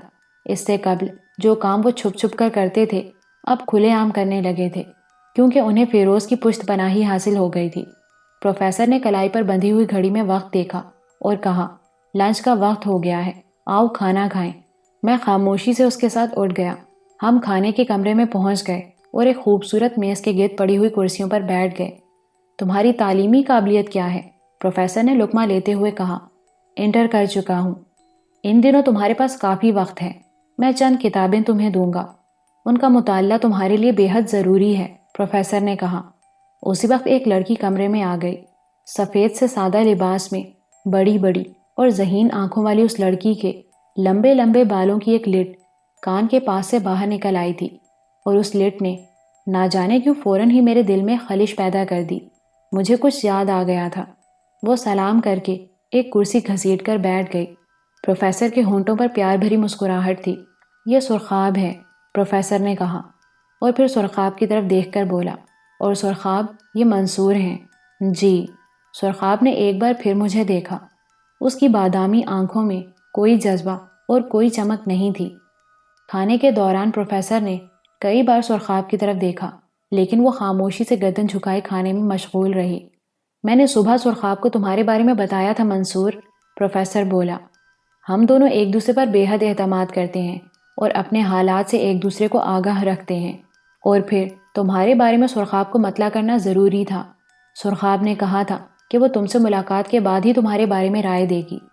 کیوں سرخاب؟ اب تم منصور کے بارے میں کیا کہتی ہو؟ میرے خیال میں منصور صاحب کی سوچ ناپائیدار اور کسی قدر احمقانہ ہے، سرخاب نے بے باکی سے کہا۔ پروفیسر کے چہرے پر ہلکا سا تغیر نمودار ہو گیا۔ کیوں؟ اس نے پوچھا۔ ان سے بنیادی طور پر غلطی ہوئی ہے۔ معاشرے میں ہر شخص کی اپنی ذمہ داریاں ہوتی ہیں۔ منصور صاحب کو کم از کم ایک طرف سے پرسکون رہنا چاہیے تھا۔ اگر یہ ان حالات کا شکار ہو گئے تھے تو کم از کم قانون کا تحفظ کرنے والے اداروں سے انہیں بگاڑ پیدا نہیں کرنا چاہیے تھا۔ مس سرخاب، میں نے ایک انسپیکٹر کو پیشکش کی تھی کہ میں اسے اس جگہ پہنچا سکتا ہوں جہاں سیٹھ جبار کا مال اترتا ہے، لیکن اس انسپیکٹر نے الٹا مجھے گرفتار کر لیا، جبکہ سیٹھ جبار آج بھی آزاد ہے۔ یہ ادارہ کسی ایک فرد تک تو محدود نہیں ہے۔ انہیں اس کی مہلت ہی نہیں مل سکی تھی سرخاب۔ ان کے خلاف سازش پر فوری طور پر عمل ہوا تھا، پروفیسر نے میری حمایت میں کہا۔ بہرحال ڈیڈی، آخری بات یہ رہ جاتی ہے کہ اگر ایک حادثہ ہو ہی گیا تو درگزر سے کام لینا زیادہ بہتر ہوتا ہے۔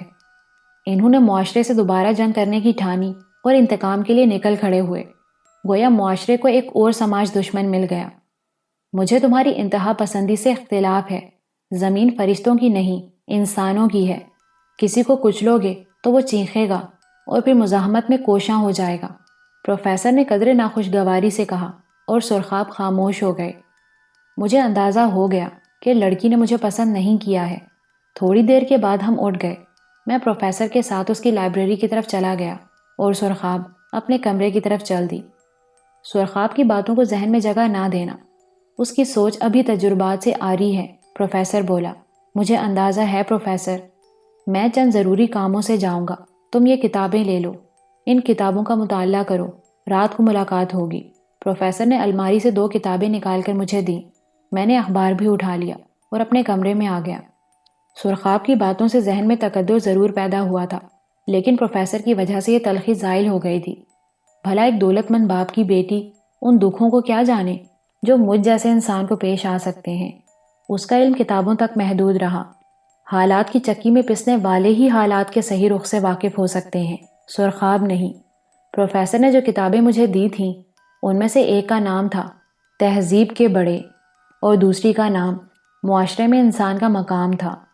میں نے ان کے چند صفحات کھول کر دیکھے۔ بہت سی خوبصورت باتیں لکھی ہوئی تھیں، لیکن میرا دل کتابوں میں نہیں لگا۔ میرے خیال میں یہ سب حالات سے ناواقف لوگ ہیں جو ایسی کتابیں تخلیق کرتے ہیں۔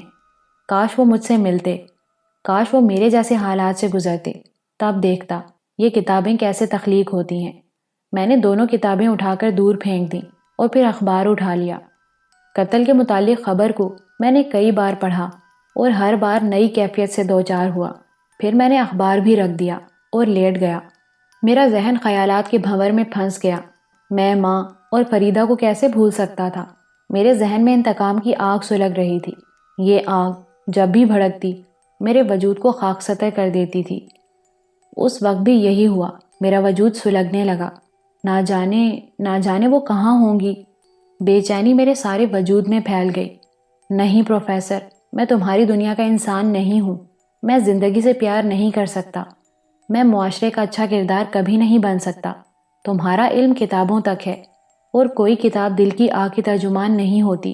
وہ جذبات اس میں نہیں مل سکتے جن کا تعلق گوشت کے اس ٹکڑے سے ہے۔ افسوس، مجھے تمہاری یہ حسین چھت راست نہیں آ سکتی۔ میں اٹھ گیا اور دروازہ کھول کر باہر آ گیا۔ میرا ذہن سائیں سائیں کر رہا تھا، دیوانگی کی سی کیفیت طاری ہو گئی تھی۔ چنانچہ میں اس راستے کی جانب چل پڑا جدھر سے اس عمارت میں داخل ہوا تھا، لیکن راہداری کے موڑ پر سرخاب مل گئی۔ الجھے ہوئے بالوں کی ایک حسین لٹ اس کے رخسار پر جھوم رہی تھی۔ میں رک گیا۔ میں تمہارے پاس ہی آ رہی تھی، وہ بے تکلفی سے بولی۔ کوئی حکم ہے میرے لیے؟ میں نے سرد لہجے میں کہا۔ اس کی مسکراہٹ گہری ہو گئی۔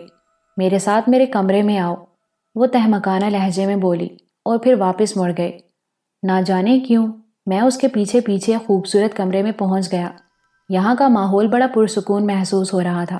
بیٹھو، وہ بولی اور میں کرسی پر بیٹھ گیا۔ میری طرح متلون مزاج معلوم ہوتے ہو؟ نہیں، میرا ذہن صاف ہے۔ ہم لوگ جھوٹ نہیں بولتے، تم بھی مت بولو، اس نے کہا، اور میں نے تلخ نگاہوں سے اسے دیکھا۔ میرے لیے یہ کیسے ممکن ہے مس سرخاب؟ میں اس طبقے سے تعلق رکھتا ہوں جو اخلاقیات کا حسن تو محسوس کر سکتا ہے لیکن اپنا پسندیدہ کردار تخلیق نہیں کر سکتا۔ آپ مصائب کی اس بھٹی کی تپش سے بہت دور ہیں جو کردار مسخ کرتی ہے، چنانچہ آپ کو جھوٹ بولنے کی ضرورت پیش نہیں آتی، جبکہ بعض اوقات ہم زندہ ہی جھوٹ کی بنیادوں پر رہ سکتے ہیں۔ بہرحال آپ ایک اچھے انسان کی اچھی بیٹی ہیں، شکریہ، لیکن میں ڈیڈی کے خیالات سے اتفاق نہیں کرتی۔ تم بے گناہ ہو تو لوگوں کو تمہاری بے گناہی تسلیم کر لینی چاہیے، اور تمہیں بھی اس سلسلے میں ہاتھ پر ہاتھ رکھ کر نہیں بیٹھنا چاہیے۔ میں تعجب سے اسے دیکھنے لگا، پھر میں نے کسی قدر کشمکش کے عالم میں کہا، میں خود بھی یہی چاہتا ہوں۔ تو پھر عمل کیوں نہیں کرتے؟ کروں گا، ضرور کروں گا، میں نے سخت لہجے میں کہا۔ ڈیڈی کا خیال ہے کہ بدی کو ختم کرنے کا بہترین ذریعہ نیکی ہے، میں بھی مانتی ہوں، لیکن یہ نیکیاں اگر انسان کو وقت سے پہلے قبر میں پہنچا دیں تو پھر انسان کیا کرے؟ ہم اپنی گردن پر کسی معصوم سی چڑیا کو گھونسلہ بنانے کی اجازت تو نہیں دے سکتے۔ رات کو ڈیڈی سے میرا کافی اختلاف رہا۔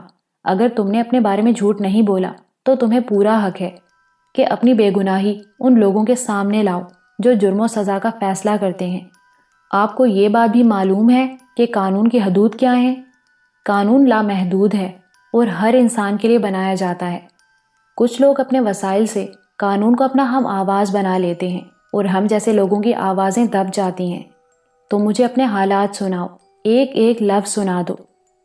اس سے کیا ہوگا؟ ہم مل کر حالات پر تبصرہ کریں گے۔ اگر کوئی ساتھ دینے والا مل جائے تو بہت سی آسانیاں پیدا ہو جاتی ہیں اور بہت سے فیصلے کیے جا سکتے ہیں، اس نے بڑے اعتماد سے کہا۔ میں نے ایک طویل سانس لے کر اپنی کہانی کا آغاز کر دیا۔ سرخاب بڑی محویت سے سن رہی تھی۔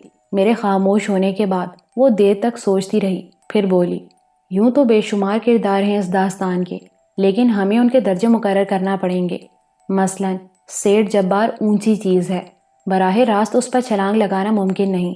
ماں اور بہن کا پتہ معلوم کرنے کے لیے ایک شخصیت اور رہ جاتی ہے جو کسی حد تک تم سے ہمدردی کر سکتی ہے، وہ ڈرائیور جس نے سیٹھ جبار کے ہاں تمہیں ڈرائیونگ سکھائی تھی، وہ تمہارے والد کا دوست بھی ہے اور اس نے تمہیں ایک بار ہوشیار کرنے کی کوشش بھی کی تھی۔ باقی رہے وہ الزام جو تم پر لگائے گئے ہیں، تو میرا خیال ہے ایک بار پھر تم طارق کو پکڑ لو۔ سیٹھ ان کاموں میں خود آگے نہیں بڑھتا ہوگا۔ جب طارق جیسے لوگ ان کے لیے اسمگلنگ کرتے ہیں تو اس کے دوسرے معاملات کی نگرانی بھی کرتے ہوں گے۔ اس قتل کا سراغ طارق ہی سے مل سکتا ہے۔ میرے ذہن میں عجیب سے سنسناہٹ ہو رہی تھی۔ یہ معمولی سی بات میرے ذہن میں پہلے نہیں آئی تھی۔ بلا شبہ ان حالات میں طارق ہی کا علامت ثابت ہو سکتا تھا۔ کیا تمہیں مجھ سے اتفاق ہے؟ سرخاب نے پوچھا۔ ہاں، آپ کی دونوں باتیں بہت گہرائی رکھتی ہیں۔ تیسری بات یہ ہے کہ جب تک تم خود کو اس الزام سے بری الزامہ نہیں کرتے، پولیس سے بچنے کی کوشش کرنا۔ اگر ایک بار پولیس کے ہاتھ آ گئے تو پھر تمہاری کوئی نہیں سنے گا۔ آپ بے حد ذہین ہیں سرخاب، میں نے دونوں ہاتھوں سے سر تھام لیا۔ لیکن منصور آپ ہیں، مجھے سولی پر نہ چڑھائیں۔ جو کچھ کریں اپنے طور پر کریں۔ دیکھیے، میں نے آپ کو جرائم کی طرف راغب نہیں کیا۔ اگر آپ کے ذہن میں اپنی بے گناہی ثابت کرنے کے لیے اور کوئی بہتر ذریعہ ہے تو آپ ضرور استعمال کریں۔ کل کہیں ڈیڈی مجھ سے یہ نہ کہیں کہ میں نے آپ کو غلط راہ دکھائی۔ میں پروفیسر سے اس گفتگو کا تذکرہ نہیں کروں گا۔ ہاں، یہی بہتر ہے۔ ویسے آپ خود بتائیں، آپ کیا کریں گے؟ اور کوئی ذریعہ ہے؟ کوئی نہیں ہے، میں نے مسکراتے ہوئے کہا۔ یہ لڑکی مجھے پہلی نگاہ میں اچھی لگی تھی، نہ جانے کیوں اس پر پیار آنے لگا تھا۔ میں چند ساعت اسے دیکھتا رہا اور وہ پہلو بدلنے لگی۔ تب میں اٹھ گیا۔ اب مجھے اجازت دیں۔ بہتر ہے، وہ خشک سے انداز میں بولی، لیکن میں اس کے لہجے پر توجہ دیے بغیر باہر نکل آیا۔ نہ جانے کیوں سرخاب سے گفتگو کے بعد ایک سکون کا احساس ہوا تھا۔ شام کی چائے تنہا پی، پروفیسر واپس نہیں آئے تھے اور سرخاب بھی کہیں چلی گئی تھی۔ رات کے کھانے کے لیے ایک نوکر بلانے آیا تھا۔ پروفیسر نے ایک پروقار مسکراہٹ سے مجھے دیکھا۔ مجھے یقین ہے اس پرسکون ماحول نے تمہیں بہتر سوچ دی ہوگی، چلو کھانا شروع کرو، پروفیسر نے بے تکلفی سے کہا۔ سرخاب کا چہرہ حسب معمول تاثرات سے خالی نظر آ رہا تھا۔ کھانے کے بعد وہ اٹھ گئی۔ سرخاب کا رویہ ممکن ہے تمہارے لیے ناپسندیدہ ہو، لیکن میں تمہیں یقین دلاتا ہوں کہ ماں کے پیار سے محرومی نے اس کی ذات میں خلا پیدا کر دیا ہے۔ آپ مطمئن رہیں پروفیسر، یہاں آ کر میں نے انسانیت کے کئی نئے رخ دیکھے ہیں۔ ارے ہم کیا، ہماری بساط کیا، آؤ تمہارے کمرے میں چل کر بیٹھیں۔ اور ہم دونوں اس کمرے میں آ گئے جو پروفیسر نے رہائش گاہ کے طور پر مجھے بخشا تھا۔ پروفیسر اطمینان سے کرسی پر بیٹھ گیا اور پھر میری طرف دیکھ کر بولا، پورے دن کا شغل کیا رہا؟ نفسیات کی روح سے تم میری دی ہوئی کتابوں میں دلچسپی نہیں لے سکے ہوگے۔ تم نے انہیں کھول کر دیکھا ہوگا، لیکن ان کے الفاظ تمہارے لیے ذرا بھی دلکش نہیں ہوں گے۔ پھر تم نے اخبار میں اپنے متعلق تو ضرور پڑھا ہوگا اور بقیہ دن اسی سوچ میں گزارا ہوگا کہ تمہیں کیا کرنا چاہیے، پروفیسر نے کہا، اور میں حیرت سے اس کی شکل دیکھنے لگا۔ آپ کا خیال درست ہے پروفیسر، میں نے تائید میں سر ہلاتے ہوئے کہا۔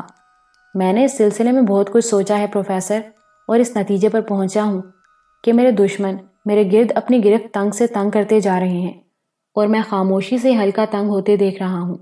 میں آپ سے مشورہ چاہتا ہوں پروفیسر، مجھے کیا کرنا چاہیے؟ میں ہر قیمت پر اس الزام کو ختم کرنا چاہتا ہوں۔ باہر جا کر میں سراغ لگاؤں گا کہ قتل کس نے کیا ہے، اور پھر اس مجرم کو منظر عام پر لاؤں گا۔ کس طرح میرے بچے؟ کس طرح؟ تمہارے پاس اس کے لیے کیا وسائل ہیں؟ تم مفرور ہو، پولیس تمہاری تلاش میں ہے۔ اس چار دیواری سے باہر تمہارے لیے بے پناہ خطرات ہیں۔ میں تمہیں خطرات کے حوالے نہیں کر سکتا۔ میرا ایک مشورہ مان لو منصور، تم یہاں آرام سے رہو اور حالات سازگار ہونے کا انتظار کرو۔ پولیس کی سرگرمی جلد ختم ہو جائے گی۔ مجھے یقین ہے کہ تم بے گناہ ہو۔ اول تو یہ بات میری طبیعت کے خلاف ہے پروفیسر کہ میں دشمنوں سے منہ چھپا کر کسی گوشے میں بیٹھ جاؤں۔ دوم، میں اپنی ماں اور بہن کی تلاش ترک نہیں کر سکتا ہوں۔ مجھے نہیں معلوم پروفیسر کہ وہ کہاں اور کس طرح زندگی گزار رہی ہیں۔ تمہارا دکھ میں سمجھتا ہوں منصور، میں جانتا ہوں کہ تم پر کیا بیت رہی ہے، لیکن اس وقت وہی کرو جو میں کہہ رہا ہوں۔ دیر تک میں پروفیسر سے گفتگو کرتا رہا۔ پروفیسر نے پہلی اور آخری بات یہی کہی تھی کہ میں اس کا مہمان بنا رہوں، لیکن یہ بات کسی طور مجھے ہضم نہیں ہو سکی تھی۔ میں خاموش ہو گیا اور پھر پروفیسر مجھے خدا حافظ کہہ کر چلا گیا۔ میرے لیے پھر وہی سوچ اور تنہائی تھی۔ دوسرا دن بھی گزر گیا۔ شام کی چائے پر پروفیسر موجود نہیں تھا، کوئی ملاقاتی آ گیا تھا، اس لیے اس نے ڈرائنگ روم میں چائے طلب کر لی تھی۔ البتہ سرخاب میرے ساتھ چائے پینے آ گئی تھی۔ اسے دیکھ کر میری آنکھوں میں پیار امڈ آیا۔ کیسی ہو سرخاب؟ ٹھیک ہوں، سرخاب نخوت سے بولی اور اپنے بالوں کی لٹ سنوارنے لگی۔ ایک درخواست کروں سرخاب؟ میں نے کہا، اور وہ سوالیہ نگاہوں سے میری جانب دیکھنے لگی۔ بالوں کی اس لٹ کو اسی طرح پڑا رہنے دو۔ کسی کی ذات پر اتنی توجہ مناسب نہیں ہوتی منصور صاحب، سرخاب نے کہا اور چائے بنانے لگی۔ میرے ہونٹوں پر مسکراہٹ پھیل گئی تھی۔ پھر میں نے کچھ نہیں کہا اور چائے پینے میں مشغول ہو گیا۔ سرخاب نے بھی مجھ سے کوئی گفتگو نہیں کی۔ میں نے بھی اسے مزید پریشان کرنا مناسب نہیں سمجھا تھا۔ یہ رات بھی گزر گئی۔ تیسرے دن صبح کے ناشتے پر پروفیسر نے کہا، میں ایک ضروری کام سے باہر جا رہا ہوں، ممکن ہے واپسی میں کچھ دن لگ جائیں۔ مجھے یقین ہے کہ تم دونوں ایک دوسرے کو بور نہیں کرو گے۔ کہاں جا رہے ہیں ڈیڈی؟ سرخاب کسی قدر بے چین ہو کر بولی۔ بھائی، میرے ایک دوست نے دعوت دی ہے، اس کے ہاتھ کچھ نایاب کتابیں لگی ہیں، میں انہیں دیکھنے جاؤں گا۔ فون پر بات ہوئی تھی۔ پھر 10 بجے پروفیسر مجھے آرام سے قیام کرنے کی ہدایت کر کے چلا گیا اور میں اپنے دلچسپ مشاغل میں ڈوب گیا، یعنی اپنے بارے میں سوچتا رہا۔ پھر مجھے سرخاب کا خیال آیا اور میں اپنے کمرے سے نکل کر اس کے خواب گاہ کے دروازے پر پہنچ گیا۔ دستک دی۔ اندر سے سرخاب کی آواز سنائی دی۔ اس نے اندر آنے کی اجازت دے دی تھی۔ وہ بستر پر دراز تھی، مجھے دیکھ کر جلدی سے اٹھ گئی۔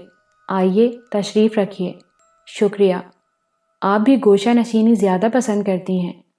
جی ہاں، عادی ہوں۔ آپ کو کوئی تکلیف تو نہیں ہے یہاں پر؟ اس نے پوچھا۔ نہیں، میں نے تو ساری زندگی کوئی ایسی آرام دہ قیام گاہ نہیں دیکھی۔ آپ نے بال بہت کس کر باندھے ہوئے ہیں اور اپنے رخسار کو پھر اس حسین لٹ سے محروم کر دیا ہے، میں نے پھر شرارتاً کہا، اور سرخاب کے چہرے پر بے چینی کے نقوش ابھر آئے۔ دیکھیے، براہ کرم برا نہ مانیے، میں اپنی ذات پر تبصرہ پسند نہیں کرتی۔ مجھے آپ کی یہ بات دونوں دفعہ بری محسوس ہوئی ہے۔ میں شرمندہ ہوں، لیکن میری خواہش ہے کہ آپ بالوں کی اس لٹ کو یوں ہی پیشانی سے رخسار تک آنے کی اجازت دے دیا کریں، جس طرح پہلے وہ آپ کے رخسار پر جھولتی رہتی تھی۔ مجھے اخلاق کا درس دیا گیا ہے، اس لیے یہ لیجئے۔ سرخاب نے جھلاہٹ میں سارے بال بے ترتیب کر دیے۔ اب کئی لٹیں اس کے رخسار پر جھولنے لگی تھیں۔ مجھے ہنسی آ گئی، لیکن سرخاب کا چہرہ تمتما رہا تھا۔ شکریہ، میں نے ہنستے ہوئے کہا۔ آپ نے یہ نہیں پوچھا سرخاب کہ میں پروگرام کے مطابق یہاں سے گیا کیوں نہیں؟ میں نے عرض کیا نا کہ میں نہ تو اپنی ذات پر کسی کی گرفت پسند کرتی ہوں اور نہ خود کسی کو گرفت میں لینا چاہتی ہوں۔ یہ آپ کا ذاتی معاملہ ہے۔ کل تک آپ تم کہہ کر مخاطب کر رہی تھی، بڑی بے تکلفی اور اپنائیت تھی۔ بعض اوقات مجھے اپنی بے تکلفی کی عادت سے شرمندگی ہوتی ہے۔ میں آپ سے شرمندہ ہوں اس تخاطب پر منصور صاحب۔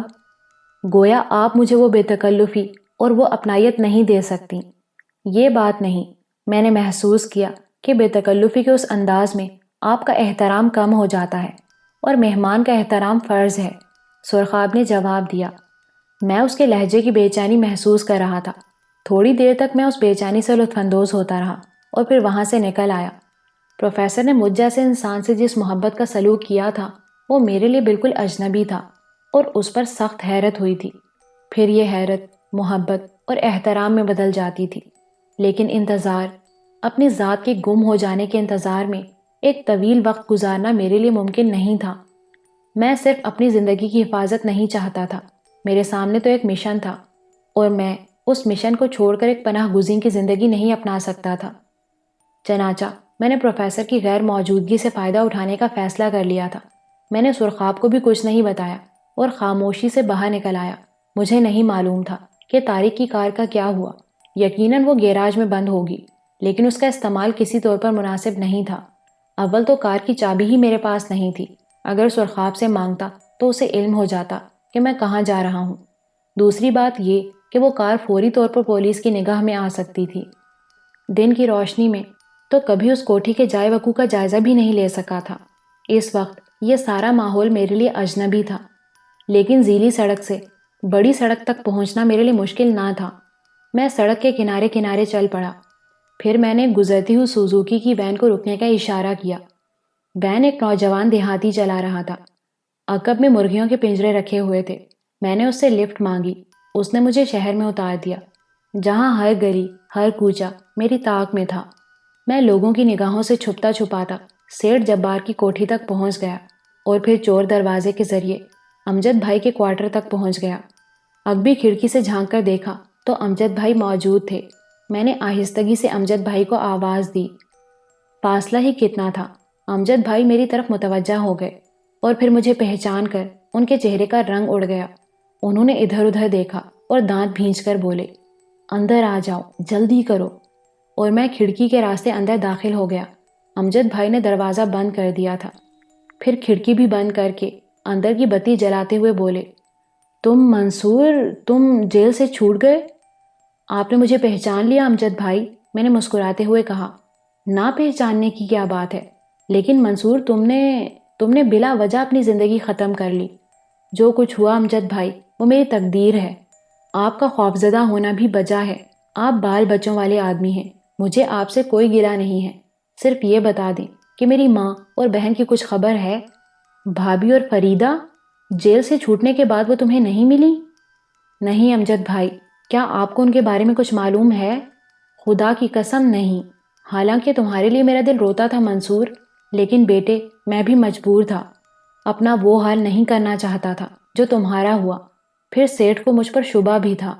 میں تو یہاں زندگی صرف اس لیے گزار رہا ہوں منصور کہ کہیں اور نوکری نہیں کر سکتا، کیونکہ سیٹھ کے دھندوں سے واقف ہوں، ورنہ کبھی کا یہ جگہ چھوڑ گیا ہوتا۔ امجد بھائی کی آنکھوں سے آنسو بہنے لگے۔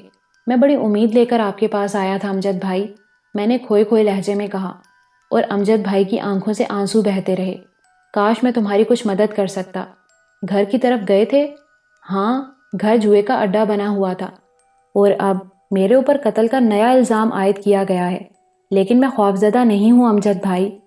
امی اور فریدہ مل جائیں تو انہیں کسی مناسب مقام پر پہنچا دوں، پھر ایک ایک کو دیکھ لوں گا۔ مجھے صرف یہ خطرہ ہے کہ کہیں امی اور فریدہ سیٹھ جبار کی کسی سازش کا شکار نہ ہو گئی ہوں۔ خدا بہتر جانتا ہے بیٹے، امجد بھائی بے چارگی سے بولے۔ امجد بھائی، کیا آپ کو طارق کی رہائش گاہ معلوم ہے؟ آوارہ گرد انسان ہے، ہوٹلوں اور نائٹ کلبوں میں زندگی بسر کرتا ہے، اس کا کوئی ٹھکانہ نہیں ہے۔ ٹھیک ہے امجد بھائی، میں تکلیف کی معافی چاہتا ہوں۔ آئندہ اس وقت تک آپ کے پاس نہیں آؤں گا جب تک آپ ہر خطرے سے بے نیاز نہ ہو جائیں۔ امجد بھائی کچھ نہ بولے، اور میں اسی کھڑکی کے راستے سے باہر نکل آیا۔ پھر کسی حادثے کے بغیر ہی اس منحوس کوٹھی سے باہر نکل گیا، لیکن یہاں سے کہاں جاؤں؟ جیب میں کچھ بھی نہیں تھا۔ بغیر پیسوں کے تو کوئی کام بننا مشکل ہے۔ پیسے؟ میں نے راہ چلتے ہوئے لوگوں کو دیکھا۔ ان لوگوں کی جیبوں میں جو کچھ ہے میرا اپنا ہے، کسی سے کچھ بھی لے لوں۔ میں نے خون خوار نگاہوں سے راہگیروں کو دیکھا۔ انگلیوں کا کمال میں نے جیل میں سیکھ لیا تھا۔ چنانچہ میں ایک ایسے شخص کی تلاش میں لگ گیا جس کی جیبیں بھری ہوئی ہوں۔ پھر ایک بازار میں نے ایک جوڑے کو تاک لیا اور اس کے بٹوے کو اپنی جیب میں منتقل کرنے کے لیے آگے بڑھا، لیکن مجھ سے قبل ہی ایک ضرورت مند اس تک پہنچ گیا۔ میں نے صاف محسوس کیا تھا کہ اس ضرورت مند نے لاسا ڈالا اور سیاہ رنگ کا ایک موٹا سا پرس اس کے ہاتھ میں پہنچ گیا۔ دھت تیرے کی، پہلا نشانہ ہی چوک گیا، میں نے ہونٹ سکوڑ کر کہا۔ وہ دبلا پتلا ضرورت مند ایک زیلی سڑک پر مڑ گیا، اور نہ جانے کیا سوچ کر میں تیزی سے اس کی طرف لپکا۔ وہ گلی میں اطمینان سے جا رہا تھا۔ میں نے عقب سے اس کا کالر پکڑ لیا۔ دبلا پتلا نوجوان لڑکا خوفزدہ انداز میں پلٹا۔ آدھا آدھا، میں نے اس کی آنکھوں میں دیکھ کر کہا، اور لڑکے کے چہرے پر حیرت کے نقوش ابھر آئے۔ ارے استاد، وہ تعجب سے بولا۔ طرپ لگا رہے ہو؟ چلتے رہو، میں نے غرائی ہوئی آواز میں کہا۔ ماں کی آنکھ! تم سے طرپ لگاؤں گا استاد، لو بٹوا رکھو۔ لڑکے نے پرس نکال کر میری طرف بڑھا دیا۔ میں تمہیں پہچان گیا ہوں استاد، جیل میں دیکھا تھا، جلال بابا کے ساتھ۔ تم نے جگہ کو پھینٹی لگائی تھی ایک دن، مزہ آ گیا تھا استاد۔ بھلا بھول سکتا ہوں تمہیں؟ لڑکا مسکرا کر بولا۔ تو تم جیل میں تھے، لو سسرال ہے اپنی، آتے جاتے رہتے ہیں۔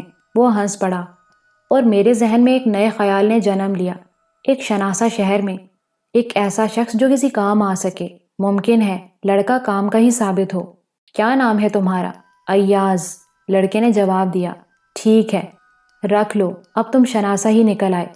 ویسے میں نے اسے تاکا تھا، لیکن کوئی بات نہیں۔ ارے تم رکھ لو استاد، اپن کسی سے کہیں گے تھوڑی۔ ویسے چمن کے علاقے میں کام مت کرنا استاد، بہت حرامی ہے۔ میرا تو خیال ہے اس کے کسی گرگے نے میرا ہاتھ دیکھ لیا ہوگا۔ تم ایسا کرو، آدھی رقم رکھ لو، بٹوا میں اس سالے کو دے دوں گا۔ اس کونے پر ہوٹل ہے، وہاں چلیں۔ ایاز نے ایک طرف اشارہ کیا، اور ہم دونوں ہوٹل کی طرف بڑھ گئے۔ تھوڑی دیر کے بعد ہم ہوٹل کے ایک کیبن میں بیٹھے چائے کی چسکیاں لے رہے تھے۔ تو تم یہی کام کرتے ہو ایاز؟ 10 سال کی عمر سے یہی کام کر رہے ہیں منصور بھیا۔ پہلے یتیم خانے میں، مگر وہاں مار بہت پڑتی تھی، وہاں سے بھاگے تو استاد چمن کے ہاتھ لگ گئے، اس نے سکھایا، اور اب اس کے اڈے کے لیے کام کرتے ہیں۔ اچھی گزر رہی ہے۔ ویسے چمن حرامی ہے، کبھی 200-400 مار لو تو سالہ سزا کے طور پر جیل بھجوا دیتا ہے، اور ضمانت بھی نہیں کراتا۔ ٹھیک کام کرتے رہو تو مجال ہے پولیس والے آنکھ اٹھا کر دیکھ جائیں۔ رہتے بھی اسی کے پاس ہو؟ نہیں استاد، رہتے تو گریسی لین میں ہیں، ایک چھوٹا سا مکان کرائے پر لے رکھا ہے۔ استاد کسی کو رکھتا نہیں ہے، ایاز نے جواب دیا۔ کوئی ٹھکانہ نہیں ہے یار، تم کوئی جگہ دلوا سکتے ہو؟ تو پھر اپن کے ساتھ رہو یار۔ مکان چھوٹا ہے پر 2 کمرے ہیں، پکی چھتوں والے، اور صحن بھی ہے، کوئی تکلیف نہیں ہوگی۔ ایمان سے، اپن خلوص سے کہہ رہے ہیں۔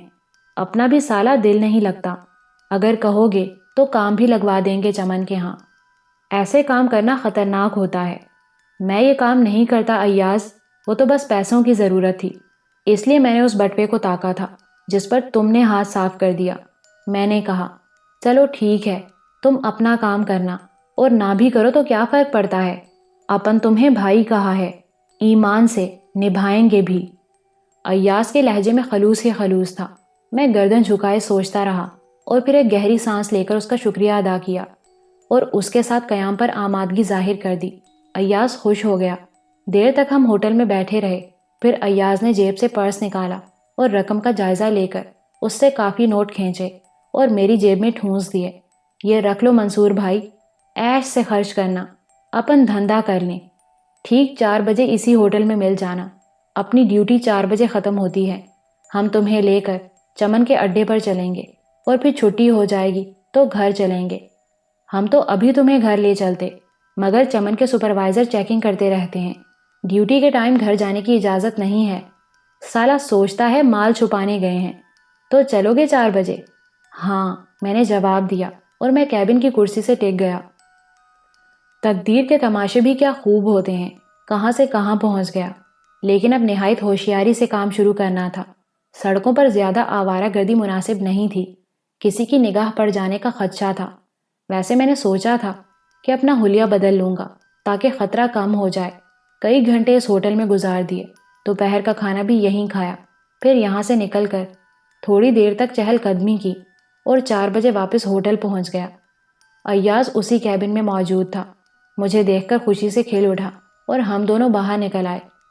چمن اس بات پر اعتراض تو نہیں کرے گا کہ تم مجھے اس کے اڈے پر لے گئے؟ ڈرتا ہی کس سے ہے حرامی، بڑا دلیر ہے، کسی کی پرواہ نہیں کرتا۔ میں اس سے کہوں گا کہ تم میرے ماموزاد بھائی ہو۔ ٹھیک ہے، میں نے گردن ہلا دی اور ایاز مجھے لے کر اڈے پر پہنچ گیا۔ چمن استاد معمولی سے جسامت کا آدمی تھا، پورے وجود میں صرف اس کی آنکھیں خطرناک محسوس ہوتی تھیں، کسی ہپناٹسٹ کی آنکھوں کی مانند، ذہن کی گہرائیوں میں اتر جانے والی۔ تخت پر نوٹوں کی گڈیاں سجی ہوئی تھیں، پرس، زیورات اور نہ جانے کیا کیا۔ ایاز کے ساتھ مجھے دیکھ کر اس کی آنکھوں میں سوالیہ انداز پیدا ہوا تھا۔ ماموں کا بیٹا ہے استاد، بہت دنوں بعد ملنے آیا ہے، نوکری کرے گا اس شہر میں۔ ایاز نے انکسار سے کہا۔ ماموں کا بیٹا نوکری کرے گا؟ اگر نوکری کرے گا تو پھر یہاں کیوں لائے ہو؟ چمن نے بھاری لہجے میں کہا۔ میں نے سوچا کہ کیوں نہ اسے استاد ہی کی خدمت میں لے چلوں۔ ایاز کسی قدر سہمے ہوئے لہجے میں بولا۔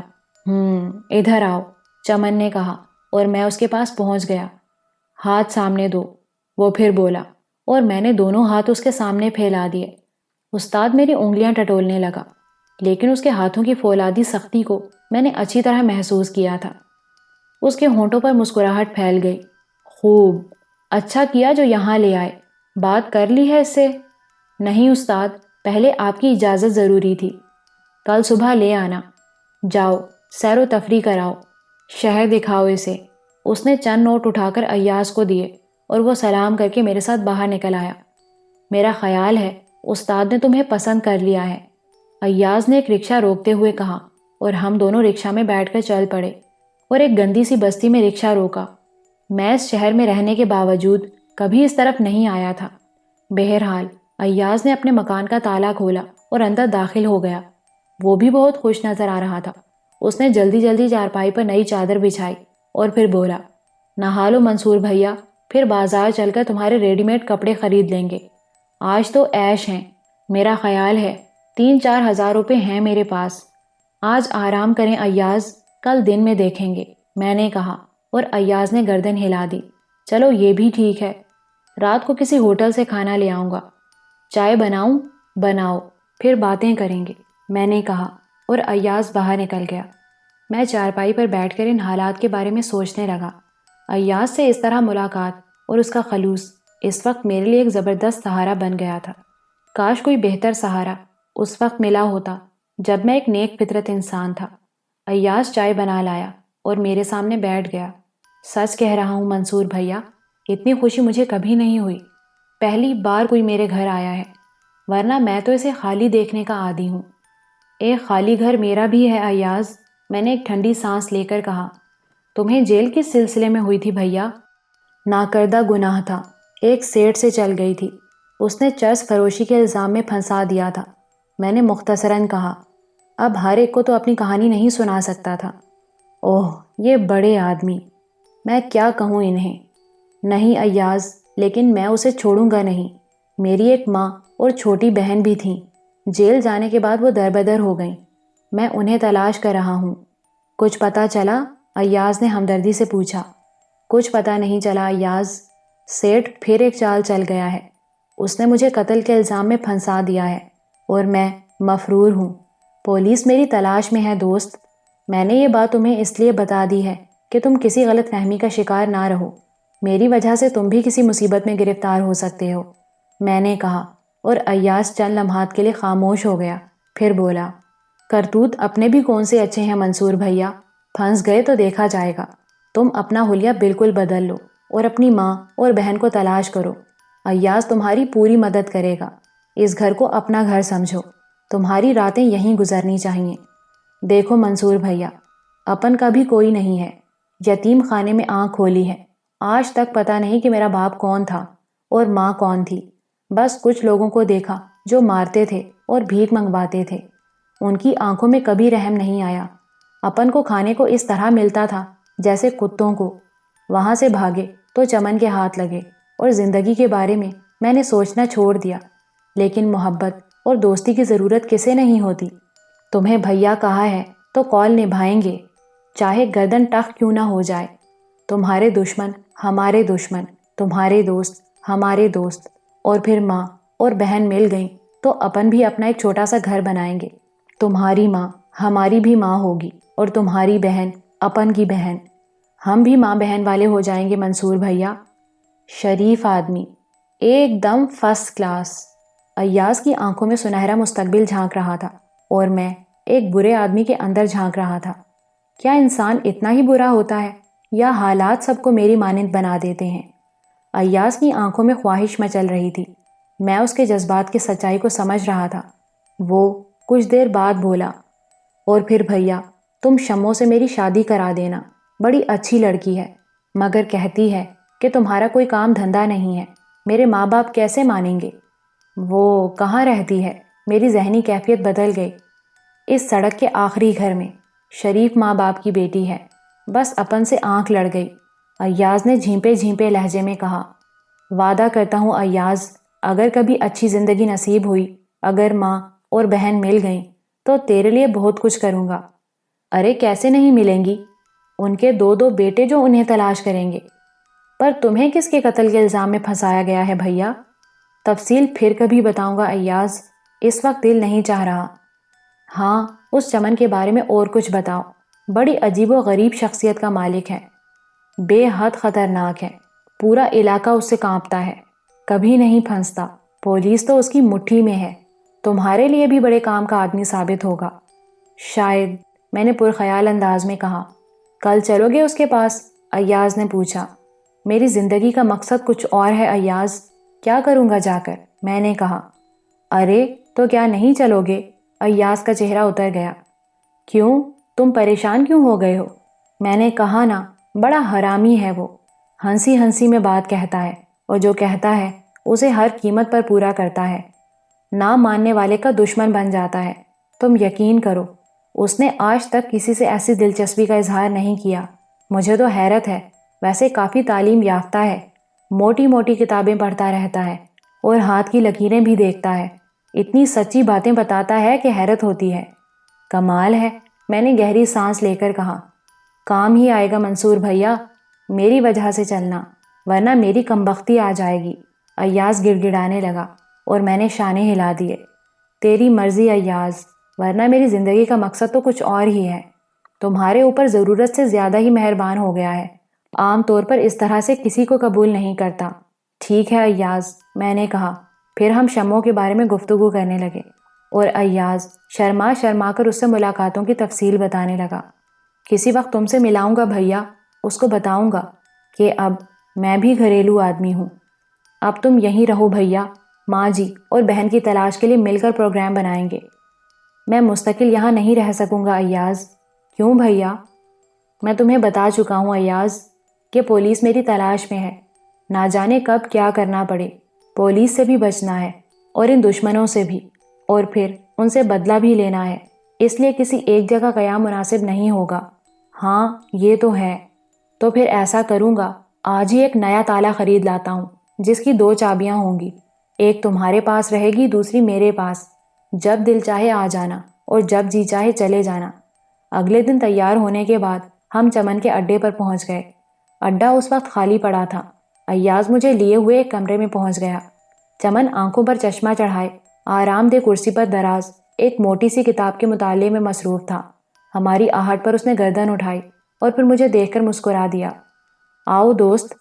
ٹھیک ہے ایاز، تم جا سکتے ہو، اس نے پروقار انداز میں کہا۔ صورت سے وہ بدماش معلوم نہیں ہوتا تھا، ایک سنجیدہ اور پروقار سی شخصیت کا مالک جسے دیکھ کر ذہن میں کوئی برا تاثر نہیں ابھرتا تھا۔ بیٹھو، اس نے ایک کرسی کی طرف اشارہ کیا اور میں شکریہ ادا کر کے بیٹھ گیا۔ چمن کی نگاہیں مجھے ٹٹول رہی تھیں۔ پھر اس نے مسکراتے ہوئے کہا، اجنبی ہو اس شہر میں؟ ہاں۔ اور نوکری کرنے آئے ہو؟ ہاں، میں نے مختصراً کہا۔ میں ایک برے پیشے سے منسلک ہوں دوست، لیکن اس کے علاوہ میرے چند دلچسپ مشاغل اور ہیں، مثلاً چہرہ شناسی اور دست شناسی۔ محسوس نہ کرو تو میں تمہارے ہاتھ کی لکیریں دیکھنا چاہتا ہوں، اس نے کہا اور آگے کھسک آیا۔ میں نے خاموشی سے اپنا ہاتھ اس کے آگے کر دیا اور وہ دیر تک میرے دونوں ہاتھوں کا جائزہ لیتا رہا، پھر ایک گہری سانس لے کر سیدھا ہو گیا۔ اس کے ہونٹوں پر اب بھی مسکراہٹ تھی۔ میں اس کی صورت دیکھنے لگا۔ لکیروں کی زبان بڑی سچی ہوتی ہے۔ تم ایاز کے بھائی نہیں ہو، چند ساتھ کے بعد اس نے کہا۔ کچھ گم ہو گیا ہے تمہارا، دشمنی ہے کسی سے، بھٹکے ہوئے ہو، کسی شدید ذہنی الجھن کے شکار۔ اور میرے ذہن کو شدید جھٹکا لگا تھا۔ کیا ہاتھ کی لکیریں ایسے اہم راز بھی کھول دیتی ہیں، یا پھر اس شخص کی ذات میں اور کوئی گہرائی ہے؟ ممکن ہے میں کسی غلط آدمی کے سامنے آ گیا ہوں۔ میرے دل میں پریشانیاں سر ابھارنے لگیں۔ بہرحال میں اپنے فن سے جنون کی حد تک عشق کرتا ہوں۔ عام لوگوں کو یہاں دیکھنا پسند نہیں کرتا۔ ممکن ہے ایاز کو تمہارے یہاں لانے پر سرزنش کرتا، لیکن تمہارے چہرے کی لکیروں نے مجھے تمہاری طرف متوجہ کر دیا۔ دیکھو دوست، تم جو کچھ بھی ہو، مجھے اس سے سروکار نہیں ہے۔ میں ایک برا آدمی ہوں، لیکن بعض اوقات ہم برے لوگ غیر فطری طور پر اچھائیوں کی طرف مائل ہو جاتے ہیں۔ تم اگر پریشان ہو تو میں تمہاری ہر طرح سے مدد کرنے کو تیار ہوں۔ اگر ضرورت محسوس کرو تو آ جانا۔ میں نے کوئی جواب نہیں دیا اور گردن جھکائے سوچتا رہا۔ کچھ وقت خاموشی سے گزر گیا، تب میں نے اس سے اجازت چاہی۔ نہیں، دوپہر کا کھانا میرے ساتھ ہی کھاؤ، اس کے بعد چلے جانا۔ میں نے معذرت کی تو وہ اصرار کرنے لگا۔ دوپہر کے کھانے تک مجھے رکنا پڑا۔ اس کے بعد میں اس سے اجازت لے کر باہر نکل آیا، رکشہ لے کر ایاز کے گھر کی طرف چل پڑا۔ دماغ چکرا کر رہ گیا تھا۔ میرا اب بھی یہی خیال تھا کہ وہ کافی مشتبہ شخصیت ہے اور اسے میرے بارے میں ضرور کچھ نہ کچھ معلوم ہے۔ ایاز کے مکان پر پہنچا تو تالا لگا ہوا تھا۔ ایاز کی دی ہوئی چابی کام آئی اور میں اندر داخل ہو گیا۔ ممکن ہے ایاز مجھے لینے ہی گیا ہو۔ میں اس کا انتظار کرتا رہا اور سوچتا رہا، ان حالات میں تو یہاں رکنا مشکل ہی ہو جائے گا۔ خواہ مخواہ بیچارہ ایاز بھی مصیبت میں گرفتار ہو جائے گا۔ وہ شخص کافی خطرناک معلوم ہوتا ہے۔ ایاز رات کو تقریباً 10 بجے واپس آیا۔ اس کا چہرہ اترا ہوا تھا، لباس بھی بے ترتیب تھا، عجیب حلیہ ہو رہا تھا۔ مجھے دیکھ کر اس کے ہونٹوں پر افسردہ سی مسکراہٹ پھیل گئی اور وہ سر جھکا کر بیٹھ گیا۔ کیا بات ہے ایاز، کوئی خاص بات ہو گئی؟ ہاں منصور بھیا، کل تمہارا وہاں لے جانا غلط ہو گیا، کاش میں ایسا نہ کرتا، ایاز نے افسردہ لہجے میں کہا اور میں چونک پڑا۔ ہوا کیا ایاز؟ اس حرامی نے تمہارا ہاتھ دیکھا تھا؟ ہاں۔ یقین کرو بڑی شیطانی قوتوں کا مالک ہے۔ میں واپس وہاں گیا تو مجھ سے کہنے لگا کہ بابو کون ہے، تیرا بھائی تو نہیں ہو سکتا۔ میں نے کہا استاد، میرا ماموں زاد بھائی ہے۔ تو بس بگڑ گیا اور اس کے بعد کمبخت نے اچھی خاصی پٹائی کر دی۔ تب میں نے تھوڑی سی حقیقت اگل دی منصور بھائی، میں سخت شرمندہ ہوں۔ ایاز نے گردن جھکا لی۔ تم نے اسے کیا بتایا ایاز؟ یہی کہ میری تم سے ملاقات جیل میں ہوئی تھی اور ان دنوں تم پولیس سے چھپتے پھر رہے ہو۔ اس نے پوچھا کہ چکر کیا ہے، تو میں نے بڑی مشکل سے اسے یقین دلایا کہ تم نے مجھے بھی نہیں بتایا کہ پولیس تمہاری تلاش میں کیوں ہے۔ ایاز نے جواب دیا، میں نے گردن ہلائی۔ ٹھیک ہے ایاز، اس حد تک تو کوئی بات نہیں، تم فکر نہ کرو، لیکن تمہارا کیا خیال ہے؟ کیا چمن کو مجھ پر پہلے ہی کوئی شبہ ہو گیا تھا؟ میرا خیال ہے وہ پہلی ہی نگاہ میں کسی شک میں گرفتار ہو گیا تھا، ورنہ اسے کسی بیکار آدمی سے کیا دلچسپی ہو سکتی ہے؟ ممکن ہے بھیا، بس وہ کمبخت عجیب و غریب فطرت کا مالک ہے، بعض اوقات ایسی ہی اوٹ پٹانگ حرکتیں کرنے لگتا ہے، اس لیے میں نے سوچا تھا کہ… بہرحال میں بھی موم کا بنا ہوا نہیں ہوں ایاز، دیکھ لوں گا، سب کو دیکھ لوں گا۔ ایاز دیر تک شرمندگی کا اظہار کرتا رہا، پھر اس نے رات کے کھانے کے بارے میں پوچھا۔ اس سے معذرت کرتے ہوئے میں نے کہا کہ چمن نے اصرار کر کے مجھے اتنا کھلا دیا تھا کہ اس وقت کھانا گول کرنا پڑے گا، ویسے بھی طبیعت میں گرانی ہے، اور پھر میں نے سونے کا فیصلہ کر لیا۔ ایاز کی نیند بہت کچی تھی، لیٹنے کے تھوڑی دیر بعد سو گیا، لیکن میں بہت کچھ سوچ رہا تھا۔ اگر وہ بدبخت شخص بھی کسی طرح جبار سیٹھ کا آلۂ کار نکلا تو پولیس بہت جلد یہاں بھی پہنچ جائے گی، اور مجھے پولیس کے پہنچنے سے پہلے ہی کچھ کر لینا چاہیے۔ چنانچہ میں خاموشی سے اٹھا اور ایاز کے مکان سے باہر نکل آیا۔ کافی دور تک میں پیدل چلتا رہا، پھر ایک سڑک پر آ کر ایک ٹیکسی روکی۔ سپر اسٹار چلنا ہے دوست، کرایہ دونوں طرف کا دوں گا، میں نے ڈرائیور سے کہا۔ اس وقت جناب، چوکی سے آگے جانا ہے یا پیچھے ہی؟ ڈرائیور نے مجھے مشتبہ نگاہوں سے دیکھتے ہوئے پوچھا۔ تھوڑا سا آگے، وہ جو سرخ کوٹھی ہے نا، میرے ماموں وہاں رہتے ہیں، بس میں وہاں جاؤں گا، تم کرایہ ایڈوانس رکھ لو۔ چلو صاحب، حالانکہ رات کا وقت ہے، مگر کوئی بات نہیں۔ یہ کالا ناگ کس لیے خریدا ہے؟ ڈرائیور نے پستول نکال کر مجھے دکھایا اور مجھے ہنسی آ گئی۔ وہ مجھے انتباہ کر رہا تھا کہ وہ مسلح ہے، اور میں کوئی گڑبڑ کروں گا تو اسے پستول سے نمٹنا پڑے گا۔ سڑکیں سنسان تھیں، اس لیے ڈرائیور نے رفتار 70-80 سے نیچے نہ گرنے دی، اور بہت جلد مجھے میری مطلوبہ جگہ پر پہنچا دیا۔ بہت بہت شکریہ۔ آگے سڑک کچی ہے، میں یہ فاصلہ پیدل طے کر لوں گا، میں نے ٹیکسی رکواتے ہوئے کہا۔ ڈرائیور نے سلام کیا اور انتہائی تیز رفتاری سے واپس مڑ گیا۔ میں پروفیسر شیرازی کی کوٹھی کی طرف چل پڑا۔ پروفیسر کی کوٹھی کے گیٹ کی تو میں نے صورت ہی نہیں دیکھی تھی۔ اپنے مخصوص راستے سے میں اندر داخل ہو گیا۔ واقعی یہ جگہ میرے لیے بہترین پناہ گاہ تھی، نہ جانے پروفیسر آیا یا نہیں۔ بہرحال صبح معلوم ہو جائے گا۔ دوسری صبح میں وقت پر تیار ہو کر باہر نکل آیا۔ اتفاق سے سرخاب اس وقت سامنے ہی تھی، مجھے دیکھ کر اچھل پڑی۔ ایک لمحے کے لیے اس کے چہرے پر خوشی کے آثار ابھرے، لیکن دوسرے لمحے پھر سرد مہری نے ڈیرے ڈال دیے۔ ہیلو سرخاب، میں نے آگے بڑھ کر کہا۔ ہیلو، کہاں چلے گئے تھے آپ؟ پھر آپ، ویسے رخسار پر جھولنے والی اس لٹ کا شکریہ۔ کہاں چلے گئے تھے آپ؟ سرخاب نے پھر اسی انداز میں پوچھا۔ آپ نے میری دوسری بات کا جواب نہیں دیا تھا۔ بس ایسے ہی سرخاب، میری وحشت مجھے لے گئی تھی۔ آئیے ناشتے کے کمرے میں چلیں، میں اسی طرف جا رہی تھی، وہ بدستور سرد لہجے میں بولی، اور میں اس کے ساتھ چل پڑا۔ ناشتے کی میز پر بیٹھ کر اس نے پہلے میرے لیے پھر اپنے لیے پلیٹ سیدھی کی اور اشارہ کر کے بولی، پلیز۔ میں نے شکریہ کے ساتھ کچھ چیزیں قبول کر لیں۔ پروفیسر واپس نہیں آئے؟ میں نے پوچھا۔ ابھی نہیں، فون آیا تھا، انہوں نے کہا ہے کہ 2-3 دن اور لگ جائیں گے۔ اوہ، آپ نے میرے بارے میں بتا دیا ہوگا۔ جی ہاں، کچھ کہہ رہے تھے؟ نہیں، خاموش ہو گئے۔ ویسے منصور صاحب، اگر گستاخی نہ خیال فرمائیں تو ایک عرض کروں؟ سرخاب سنجیدگی سے بولی۔ ضرور فرمائیں۔ آپ ہمارے مہمان ہیں، ڈیڈی آپ کا احترام کرتے ہیں۔ انہوں نے مجھے بھی ہدایت کی ہے کہ آپ کی دل شکنی نہ کی جائے، لیکن عزت نفس بھی کوئی چیز ہوتی ہے منصور صاحب۔ آداب میزبانی ہوتے ہیں تو کچھ آداب مہمانی بھی ہوتے ہیں۔ آپ اتنی خاموشی سے چلے گئے، میں پریشان رہی، اگر آپ بتا کر چلے جاتے تو بہتر تھا۔ اس کے علاوہ آپ منصور صاحب میرے رخسار پر جھومنے والی لٹ سے بہت زیادہ دلچسپی کا اظہار فرما رہے ہیں اور بار بار اس کا تذکرہ کرتے ہیں۔ کیا آپ کی یہ دلچسپی میرے نسوانی وقار کو مجروح نہیں کرتی؟ میں یہ لٹ آپ کے لیے نہیں ڈالتی، بلکہ اس انداز میں بال درست کرنا میری عادت ہے۔ کئی بار میرا دل چاہا کہ اس لٹ کو کاٹ دوں، لیکن معاف کیجیے، ایسا کرنے کے بعد میرے دل میں آپ کے لیے رنجش پیدا ہو جائے گی، اور اس میں میرا کوئی قصور نہیں ہوگا۔ مجھے اس وقت بھی سرخاب کی بات بری نہیں محسوس ہوئی تھی، حالانکہ شاید اس کا خیال ہوگا کہ میرا ہاتھ کھاتے کھاتے رک جائے گا اور میں سکتے کے عالم میں رہ جاؤں گا، لیکن میں اطمینان سے کھاتا رہا۔ آئندہ اس بارے میں کچھ نہیں کہوں گا سرخاب۔ حالانکہ جب میں نے پہلی بار آپ کو دیکھا تھا تو یہ لٹ میرے لیے بے حد دلکش بن گئی تھی۔ اس حسین لٹ سے کچھ یادیں وابستہ ہیں، ایسی یادیں سرخاب جو اب ایک حسرت بن چکی ہیں۔ میں نے ساری زندگی کسی ایسی بات کی پذیرائی نہیں کی، لیکن کیا میں جان سکتی ہوں کہ یہ لٹ آپ کی حسرت کیوں بن گئی؟ سرخاب کا چہرہ تمتما رہا تھا، اس کی آنکھوں میں غصے کے نقوش نمایاں تھے۔ جب وہ میرے سامنے تھی تو آپ یقین کریں سرخاب، میں نے کبھی اس کی لٹ پر توجہ نہیں دی، لیکن جب وہ میرے لیے خواب بن گئی تو مجھے اس کا ایک ایک نقش یاد آتا ہے۔ وہ میری بہن تھی سرخاب، میری فریدہ، میری اکلوتی بہن، جس کی چاہت کو میں نے اس وقت محسوس نہیں کیا تھا جب وہ میرے سامنے تھی، لیکن جب وہ اس دنیا کے ہجوم میں گم ہو گئی تو وہ مجھے بہت یاد آتی ہے۔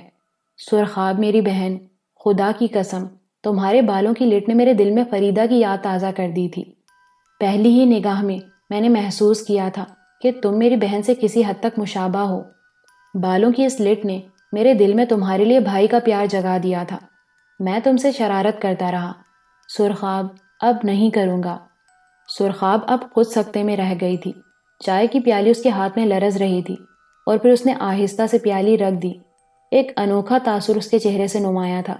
تھوڑی دیر تک وہ اس کیفیت کا شکار رہی، میں بھی فطری طور پر اداس ہو گیا تھا۔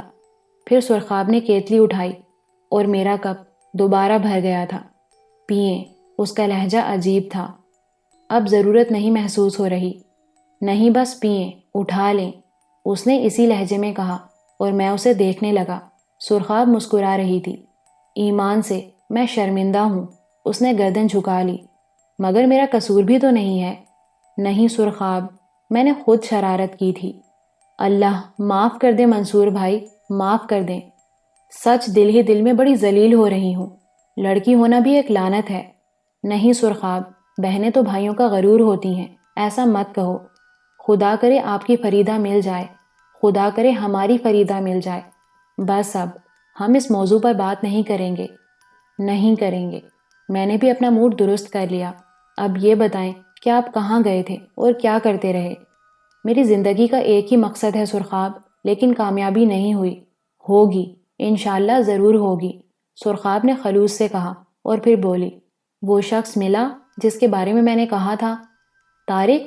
نہیں، وہ کمبخت نہیں ملا، تاہم میں تلاش جاری رکھوں گا اور اسے ضرور تلاش کر لوں گا۔ آپ نے شہر میں اپنی رہائش کہاں رکھی؟ ایک شناسہ مل گیا تھا، میں نے سرخاب کو تفصیل بتائی۔ اس وقت کسی شناسہ پر بھروسہ نہ کریں، ڈیڈی کی واپسی میں ابھی 2-3 دن باقی ہیں۔ آپ اس دوران بھرپور کوشش کر لیں، کسی ہوٹل میں قیام کریں اور تھوڑا سا اپنا حلیہ بھی بدل لیں۔ ہاں ایسا ہی کروں گا، میں نے جواب دیا۔ کب آئے تھے آپ؟ رات کو۔ مجھے اطلاع نہیں دی۔ اس عمارت میں داخلے کے لیے میرا راستہ دوسرا ہے، اور ظاہر ہے اس راستے سے آنے کے بعد آپ کو اطلاع دینے کا سوال پیدا ہی نہیں ہوتا۔ اوہ اچھا یہ بات تھی، ٹھیک ہے، ایسے ہی صحیح۔ خداوند کریم وہ وقت لائے جب آپ آزادی سے ہر جگہ آئیں جائیں، سرخاب نے خلوص سے کہا، اور پھر ہم ناشتے کے کمرے سے نکل آئے۔ آج دوپہر کا کھانا میں آپ کے لیے خود تیار کروں گی، اپنی پسند کی کوئی چیز بتائیں، اس نے کہا۔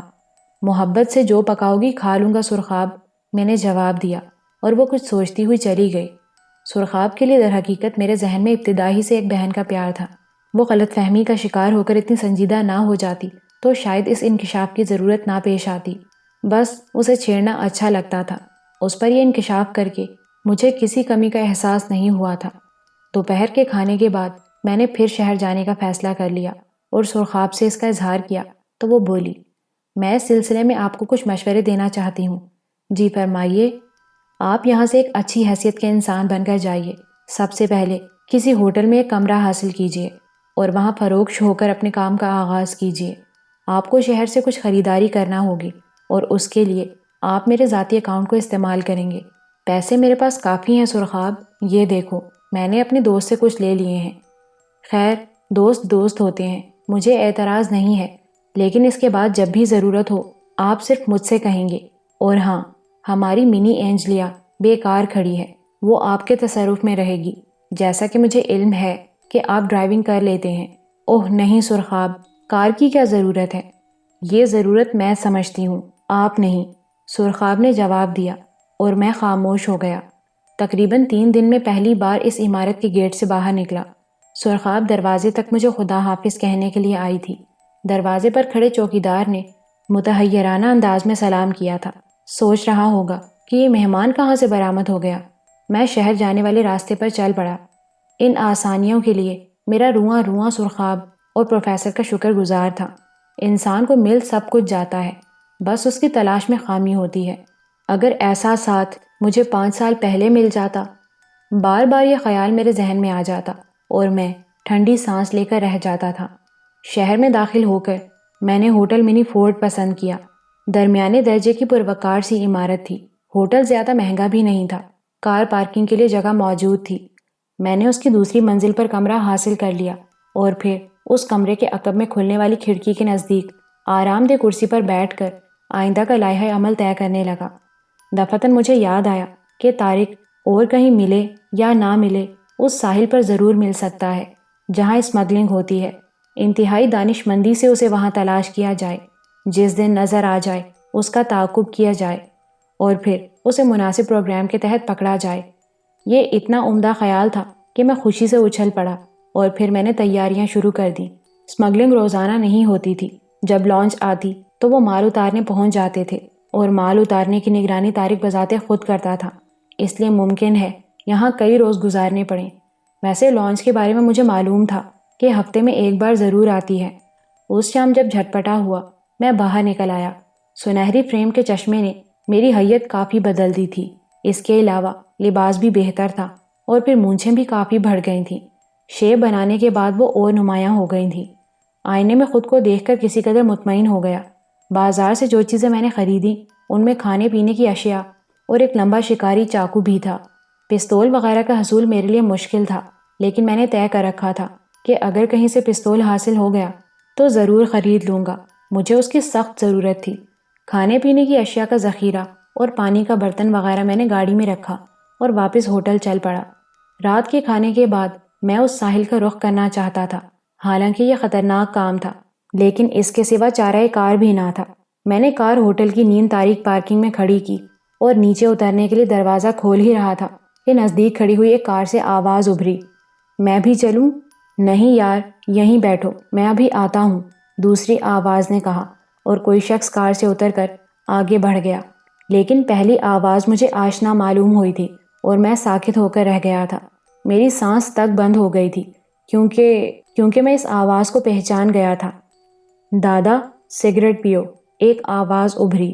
چھوڑو یار، مصیبت گلے پڑ گئی ہے، اس بار اپن برے پھنس گئے ہیں۔ دوسرے کام تو ٹھیک تھے، پر یہ منہ چھپائے چھپائے پھرنا اپنے لیے بہت مشکل ہے۔ تم ایسا کرو دادا، تھوڑے دن کے لیے یہ شہر چھوڑ دو۔ کہاں جائیں؟ کون سی جگہ ہے ہمارے لیے؟ لیکن اور کرو گے بھی کیا فیروز دادا؟ سیٹھ کے چنگل میں جو ایک بار پھنس جائے اس کا نکلنا مشکل ہی ہوتا ہے۔ اور میرے خیال کی تصدیق ہو گئی۔ جس آواز پر میں چونکا تھا وہ فیروز ہی کی تھی، لیکن اس کی آواز سن کر حیرتوں کے جو پہاڑ مجھ پر ٹوٹے تھے ان کا ثانی نہیں ہو سکتا۔ فیروز تو مر چکا تھا، میری گردن پر اس کے قتل کا الزام تھا، لیکن وہ زندہ تھا۔ اس کا مطلب ہے کہ وہ لاش کسی اور کی تھی اور اسے فیروز کی لاش بنایا گیا تھا۔ میرے پورے بدن میں بجلیاں بھر گئی تھیں۔ اگر کسی طرح فیروز کو زندہ ثابت کر دیا جائے تو میری گردن سے قتل کا الزام دور ہو سکتا ہے، لیکن کس طرح؟ میں کار میں دبک گیا۔ اس سے اچھا موقع اور نہیں مل سکتا تھا۔ میں نے دروازہ آہستہ سے بند کر لیا اور پھر کان اس کار میں ابھرنے والی آوازوں کی طرف لگا دیے، لیکن اب ادھر خاموشی تھی۔ میں سانس روکے آنکھیں پھاڑ پھاڑ کر ان لوگوں کو دیکھتا رہا۔ پھر تقریباً 10 منٹ کے بعد وہ شخص واپس آ گیا جو ہوٹل کی عمارت میں گیا تھا۔ وہ حرامی یہاں بھی نہیں ہے، گیا ہوگا کسی ماں کے پاس۔ چلو، آنے والے نے ناخوشگوار لہجے میں کہا اور کار سٹارٹ ہو گئی۔ سرخاب کی یہ عنایت آج میرے لیے زندگی کی سب سے کارآمد شے ثابت ہوئی تھی، ورنہ میں اتنے اہم مہرے کا تعاقب نہیں کر سکتا تھا۔ کار کے رخ کا اندازہ کرنے کے بعد میں تھوڑا فاصلہ دے کر اس کے پیچھے چل پڑا۔ انتہائی ہوشیاری سے میں ان کا تعاقب کر رہا تھا۔ مختلف سڑکیں طے کرتی ہوئی وہ کار ایک درمیانے درجے کے علاقے میں پہنچ گئی اور سڑک کے کنارے ایک چھوٹے سے بنگلے کے سامنے رک گئی۔ میں نے اپنی کار کی رفتار کم کر کے اسے سڑک سے اتار دیا تھا۔ تعاقب کرتے ہوئے میں نے بہت احتیاط سے کام لیا تھا۔ کبھی میں روشنیاں بجھا دیتا تاکہ تعاقب کا شبہ نہ ہو، اور کوئی بھرا پورا علاقہ ہوتا تو روشنیاں جلا لیتا تھا۔ بہرحال مجھے یقین تھا کہ انہیں تعاقب کا شبہ نہیں ہو سکا ہے۔ کار سے 3 آدمی نیچے اترے، یوں بھی میرے اندازے کے مطابق وہ 3 ہی تھے، اور پھر وہ بنگلے میں چلے گئے۔ میں اپنی کار ایک درخت کی آڑ میں کھڑی کر کے نیچے اتر آیا اور سڑک کے نیچے ہی نیچے چلتا ہوا بنگلے کی طرف بڑھنے لگا۔ پھر اس کی بائیں سمت والی دیوار کے نیچے پہنچا ہی تھا کہ ٹھٹک کر رک جانا پڑا۔ بنگلے کے آہنی پھاٹک پر آواز پیدا ہوئی تھی، وہاں روشنی بھی ہوئی تھی۔ میں نے کنارے سے جھانک کر دیکھا، باہر نکلنے والے 2 آدمی تھے، ایک ڈرائیور کی وردی میں تھا اور دوسرا پتلون قمیض پہنے ہوئے تھا۔ ان میں فیروز دادا موجود نہیں تھا۔ قدرت میری مدد کر رہی ہے، میں نے خوش ہو کر سوچا، اور ان لوگوں کے باہر جانے کا انتظار کرنے لگا۔ میں تو ساری عمر یہ اندازہ نہیں لگا سکتا تھا کہ فیروز زندہ ہے اور یہاں مقیم ہے۔ اس وقت تو میری غیبی رہنمائی ہوئی تھی۔ کار سٹارٹ ہو کر آگے بڑھ گئی اور پھر میں واپس اپنی کار کی طرف چل دیا۔ اب تو میدان میرے ہاتھ تھا۔ میں نے کار سٹارٹ کی اور اسے بنگلے سے تھوڑے سے فاصلے پر لا کھڑا کیا۔ اگنیشن سے چابی نکال کر احتیاط سے جیب میں رکھی اور بنگلے کے عقب میں گیا۔ یہاں بھی روشنی تھی۔ میں نے اطمینان کی ایک گہری سانس لی اور پھر ایک خیال کے تحت سامنے والے آہنی پھاٹک پر پہنچ گیا۔ پھاٹک کے برابر کال بیل بٹن لگا ہوا تھا۔ میں نے بٹن دبایا اور برق رفتاری سے اندرونی دروازے کی بائیں سمت والی دیوار کے ساتھ کھڑا ہو گیا۔ ترکیب کارگر رہی۔ کمرے کا دروازہ کھول کر کوئی باہر نکلا اور گیٹ کی طرف چل پڑا۔ میں نے صرف ایک نگاہ اسے دیکھا، فیروز ہی تھا۔ دوسرے لمحے میں کمرے کے دروازے سے اندر داخل ہو گیا۔ یہ ڈرائنگ روم تھا جس میں تاریکی تھی، لیکن اس کے دوسرے دروازے سے روشنی اندر آ رہی تھی اور کچھ آہٹیں بھی۔ کوئی اندر موجود تھا۔ فی الوقت میں نے ڈرائنگ روم میں چھپنے کے لیے جگہ تلاش کی اور ایک بڑے شوکیس کے عقب میں بیٹھ گیا۔ چند منٹ بعد فیروز واپس آ گیا۔ اس نے ڈرائنگ روم کا دروازہ اندر سے بند کر دیا اور پھر اس دوسرے کمرے کی طرف بڑھ گیا۔ کون تھا ڈیئر؟ ایک نسوانی آواز ابھری جو کسی قدر خمار آلود تھی۔ باہر تو کوئی بھی نہیں ہے۔ پھر بیل کس نے بجائی؟ پتہ نہیں، ویسے یہ بیل خراب ہو گئی ہے، بارش میں ارتھ ہو جاتی ہے۔ اس دن بھی جب بارش ہوئی تھی تو یہ مسلسل بجتی رہی تھی۔ اوہ، آؤ اپنا گلاس خالی کرو تاکہ میں دوسرا پیک بناؤں، نسوانی آواز میں کہا گیا، اور میں نے صورتحال کا کسی قدر اندازہ لگا لیا۔ یوں لگتا ہے جیسے اس چھوٹے سے بنگلے میں ان دونوں کے علاوہ اور کوئی نہیں ہے۔ اگر ہوتا تو دروازہ کھولنے جاتا، لیکن اب کیا کیا جائے؟ ان دونوں کے بریک ڈاؤن ہونے کا انتظار؟ لیکن انتظار اب میرے لیے ممکن نہیں تھا۔ رہ گئی وہ عورت، تو وہ بھی کوئی اچھی عورت تو نہیں ہوگی۔ میں نے کھلے ہوئے دروازے سے تھوڑا سا اندر جھانکا۔ فیروز اس کے نزدیک ایک صوفے پر بیٹھا ہوا تھا اور مسحری کے نزدیک میز پر شراب کے برتن رکھے ہوئے تھے۔ میں نے ماحول کا جائزہ لیا، اپنا شکاری چاقو کھولا اور پھر دروازے پر ایک زوردار لات مار کر اندر داخل ہو گیا۔ عورت کے ہاتھ سے گلاس چھوٹ گیا۔ فیروز بھی نروس ہو گیا تھا اور دونوں پھٹی پھٹی آنکھوں سے مجھے دیکھ رہے تھے۔ دونوں کے چہرے سے خوف نمایاں تھا۔ چاقو چاقو، عورت نے ہکلاتے ہوئے کہا اور انگلی سے میری طرف اشارہ کیا۔ کون ہو تم اور کیا چاہتے ہو؟ فیروز نے ہکلاتے ہوئے کہا۔ میں تم دونوں کی گردنیں اتار کر لے جاؤں گا، سمجھے؟ میں نے عورت کو خوفزدہ کرنے کے لیے کہا۔ نشے میں تو تھی ہی۔ ایک دلدوز چینخ مار کر اس نے اپنے دونوں ہاتھ گردن پر رکھے اور ایک طرف لڑھک گئی۔ میرا کام آسان ہو گیا تھا۔ کیا بکواس ہے! فیروز غصے سے کھڑا ہو گیا۔ اس نے شراب کی بوتل گردن سے پکڑ لی تھی۔ اب ٹھیک ہے فیروز دادا، مجھے پہچانو، میں کون ہوں؟ میں نے چشمہ اتار کر جیب میں رکھ لیا اور فیروز فوراً مجھے پہچان گیا۔ منصور، تم یہاں کیسے آئے؟ میں نے سوچا دادا تم نے جھوٹ موٹ کا کھیل رچایا ہے اور میں اس کھیل کو سچا ہی کر دوں۔ تو تم مجھے قتل کرنے آئے ہو؟ تم مجھے قتل کر دو گے؟ دل تو یہی چاہتا ہے فیروز دادا، لیکن مجھے تمہاری ضرورت ہے۔ میں تمہیں یہاں سے لے جاؤں گا۔ کیا تم مجھے چوہا سمجھتے ہو؟ فیروز ایک دم سنبھل گیا۔ اس نے بوتل دیوار پر مار کر توڑ دی اور اس کی گردن ہاتھ میں لیے ہوئے میز کے پیچھے سے نکل آیا۔ میں تمہیں کسی چوہے کی طرح ہی دبوچ کر لے جاؤں گا فیروز دادا۔ میں نے چاقو جیب میں رکھ لیا۔ آج پہلے دشمن سے سامنا ہوا تھا، بڑے قرض چکانے تھے۔ فیروز دادا بوتل ہاتھ میں لیے آگے بڑھ رہا تھا۔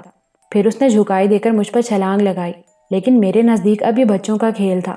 میں نے صرف اپنے بدن کو تھوڑا سا ترچھا کیا اور میری ایک ٹانگ گھوم کر فیروز دادا کے پیٹ پر پڑی۔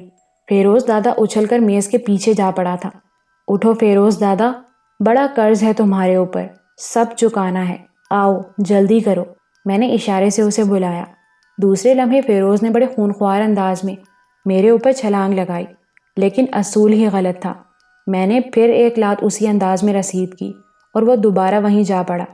تب میں آگے بڑھا اور میز پر ٹھوکر ماری جو دادا کے منہ پر جا کر لگی اور بوتل اس کے ہاتھ سے چھوٹ گئی۔ میں نے جھک کر اس کی ٹانگ پکڑی اور اچھال کر کمرے کے وسط میں پھینک دیا، پھر پلٹ کر اس کے سر پر پہنچ گیا۔ اس بار فیروز دادا نے سویپ لگا کر میری ٹانگیں اپنی ٹانگوں میں پھنسانے کی کوشش کی، لیکن میں نے اچھل کر اس کے ٹخنے کو اپنے جوتے کی نوک پر نشانہ بنایا اور فیروز دادا کی کراہ گونج اٹھی۔ اس نے دونوں ہاتھوں سے پنڈلی پکڑنے کی کوشش کی تو میری دوسری ٹھوکر نے اس کی کلائی بیکار کر دی۔ تم اپنی چوٹوں کو سہلا بھی نہیں سکتے دادا، میری اجازت نہیں ہے، میں نے کمر پر دونوں ہاتھ رکھ کر کہا، اور فیروز کے منہ سے گالیاں نکل پڑیں۔ میرے ہونٹوں پر مسکراہٹ پھیل گئی تھی۔ یہ اس بات کی علامت ہے کہ تم ہار مان چکے ہو۔ میں آگے بڑھا اور فیروز سہمی ہوئی نگاہوں سے مجھے دیکھنے لگا، لیکن میرے دل میں اس وقت رحم کا کوئی شائبہ نہیں تھا۔ میں نے ایک ٹھوکر اس کے سر کی پشت پر لگائی اور فیروز نے دونوں ہاتھوں سے سر پکڑ لیا، پھر جھومنے لگا اور اوندھے منہ زمین پر آ رہا۔ وہ بے ہوش ہو گیا تھا۔ میں نے 2-3 ٹھوکریں مار کر اسے دیکھا اور جب یقین ہو گیا کہ وہ بے ہوش ہو گیا ہے تو اسے لے کر چل پڑا۔ بنگلے سے باہر لانے میں کوئی دقت نہیں ہوئی اور تھوڑی دیر کے بعد میں ایاز کے مکان کی طرف جا رہا تھا۔ میں نے وہی جگہ مناسب سمجھی تھی۔ ایاز نے آنکھیں ملتے ہوئے دروازہ کھولا تھا۔ کار کو دیکھ کر وہ چونک پڑا، پھر مجھے پہچان کر خوشی سے اچھل پڑا۔ اس کے بولنے سے پہلے ہی میں نے کہا، کار میں ایک شخص بے ہوش پڑا ہے ایاز، آؤ اسے اندر لانے میں میری مدد کرو۔ اوہ، ایاز نے آہستہ سے کہا، اور پھر اس نے خاموشی سے میری ہدایات پر عمل کیا۔ وہ متعجب نگاہوں سے بے ہوش فیروز کو دیکھ رہا تھا۔ میرے دشمنوں میں سے ایک، میں نے آہستہ سے کہا۔ میں سمجھ گیا۔ کار کا باہر کھڑے رہنا تمہارے لیے نقصان دہ تو ثابت نہیں ہوگا؟ نہیں، کوئی بات نہیں، کوئی توجہ نہیں دے گا۔ لیکن کیا یہ بے ہوش ہے؟ ہاں، اور اب اسے ہوش میں لانا ہوگا۔ میں اس سے کچھ معلومات حاصل کروں گا۔ پانی لاتا ہوں، ایاز نے کہا، اور پھر وہ پانی لے آیا، لیکن فیروز ہوش میں نہیں آیا تھا۔ تب میں نے ایاز سے ماچس مانگی اور اس کی ایک تیلی جلا کر میں نے فیروز کی ناک سے لگائی تو وہ بری طرح اچھل پڑا۔ اسے ہوش آ گیا تھا۔ اس نے متوحش نگاہوں سے مجھے اور ایاز کو دیکھا اور پھر خشک ہونٹوں پر زبان پھیرنے لگا، پھر کسی خیال کے تحت چونک کر چاروں طرف دیکھا اور بھرائی ہوئی آواز میں بولا، ارے یہ تم مجھے کہاں لے آئے؟ قبرستان میں۔ باہر ایک عدد گڑھا موجود ہے جس میں تمہیں بآسانی دفن کیا جا سکتا ہے۔ میں سچ مچ قاتل بننا چاہتا ہوں فیروز۔ نہیں منصور، مرنا نہیں چاہتا میں مرنا نہیں چاہتا۔ میں نے کچھ نہیں کیا، میں تو خود مجبور ہو گیا ہوں۔ زندگی حرام ہو کر رہ گئی ہے اس حرامی کے چکر میں پڑ کر۔ کس حرامی کے چکر میں پڑ کر؟ سیٹھ جبار کے۔ میں تو مجبوراً اس کا اعلی کار بنا ہوں۔ میری ماں اور بہن کہاں ہیں فیروز؟ میری آواز میں درندوں کی سی غراہٹیں تھیں۔ خدا کی قسم ان کے بارے میں مجھے کچھ نہیں معلوم۔ بس ایک دن طارق نے کہا تھا کہ میں احمد کے مکان میں منتقل ہو جاؤں۔ وہ مکان مجھے خالی ملا تھا۔ اپنی موت کو نزدیک لا رہے ہو فیروز؟ میں نے چاقو نکال لیا۔ مجھے اپنی ماں اور بہن کا پتہ درکار ہے۔ میں آگے بڑھا اور فیروز خوفزدہ انداز میں پیچھے سے رکھنے لگا، لیکن کہاں تک؟ وہ دیوار سے جا لگا اور میں نے چاقو کی نوک سے اس کی پیشانی پر ایک گہری لکیر لگا دی۔ اس لکیر سے خون بہہ کر اس کی آنکھوں میں جانے لگا۔ فیروز کے حلق سے گھگیائی ہوئی آوازیں نکلنے لگیں۔ تب میں نے چاقو کی دھار اس کی گردن پر پھیری۔ ایک ہلکا سا دباؤ تمہیں زندگی کے بوجھ سے نجات دلا دے گا۔ تو تم مجھے مار لو منصور، لیکن یقین کرو مجھے ان کے بارے میں کچھ نہیں معلوم۔ اس نے بامشکل کہا، میرے گھر میں چرس کس نے رکھی تھی؟ میں نے۔ کیوں؟ طارق کے کہنے پر۔ وہ تمہیں گرفتار کرانا چاہتا تھا۔ لاش کس کی تھی؟ میں نے دوبارہ پوچھا۔ طارق لایا تھا۔ ہسپتال سے کسی لاوارث شخص کی لاش تھی جو کسی حادثے کا شکار ہو گیا تھا۔ اس کے بعد کیا ہوا؟ مجھے یہاں لا کر رکھا گیا، میرا مطلب ہے اس مکان میں جہاں سے تم مجھے لائے ہو۔ تم نے کبھی یہ معلوم کرنے کی کوشش نہیں کی کہ میری ماں اور بہن کہاں ہیں؟ یقین کرو منصور، اس کی ضرورت نہیں پیش آئی۔ مجھے معلوم ہوتا تو میں ضرور بتا دیتا۔ میں تمہیں زندہ نہیں چھوڑوں گا فیروز۔ تمہیں ماں اور بہن کے بارے میں پتہ ہوگا۔ میں اس پر بے تحاشا ٹوٹ پڑا۔ مجھے نہیں معلوم، ارے مجھے نہیں معلوم، ہائے مر گیا، ہائے میں مر گیا۔ فیروز ہاتھ جوڑنے لگا اور پھر دوبارہ بے ہوش ہو گیا۔ ایاز ایک کونے میں کھڑا تھر تھر کانپ رہا تھا۔ معاف کرنا ایاز، مجھے تمہارے گھر میں یہ سب کچھ کرنا پڑا، لیکن اس وقت اس شہر میں میرا تمہارے علاوہ اور کوئی دوست بھی نہیں ہے۔ کوئی بات نہیں منصور بھیا، لیکن یہ کون ہے؟ تم اندازہ لگا چکے ہوگے۔ بہرحال میں اسے لے جاؤں گا، اس کے ذریعے ہی میرے سر سے قتل کا الزام ہٹے گا۔ یہ وہ ہے جس کے قتل کا الزام مجھ پر ہے۔ اوہ، تو آپ اسی کی تلاش میں تھے؟ ہاں، تم سناؤ، ٹھیک ہو؟ کہاں ٹھیک ہوں، وہ الو کا پٹھا چمن میری جان کو آ گیا ہے۔ اوہ، کیا کہتا ہے؟ بس یہی کہ مجھے تمہارے بارے میں جو کچھ معلوم ہے اسے بتاؤں اور تمہیں تلاش کر کے اس سے ملاؤں۔ نہ جانے کیوں، مل لوں گا اس سے بھی، مگر ابھی نہیں۔ میں نے گہری سانس لے کر کہا۔ تم اسے دوبارہ میری کار میں پہنچا دو ایاز، میں اسے لے جا رہا ہوں۔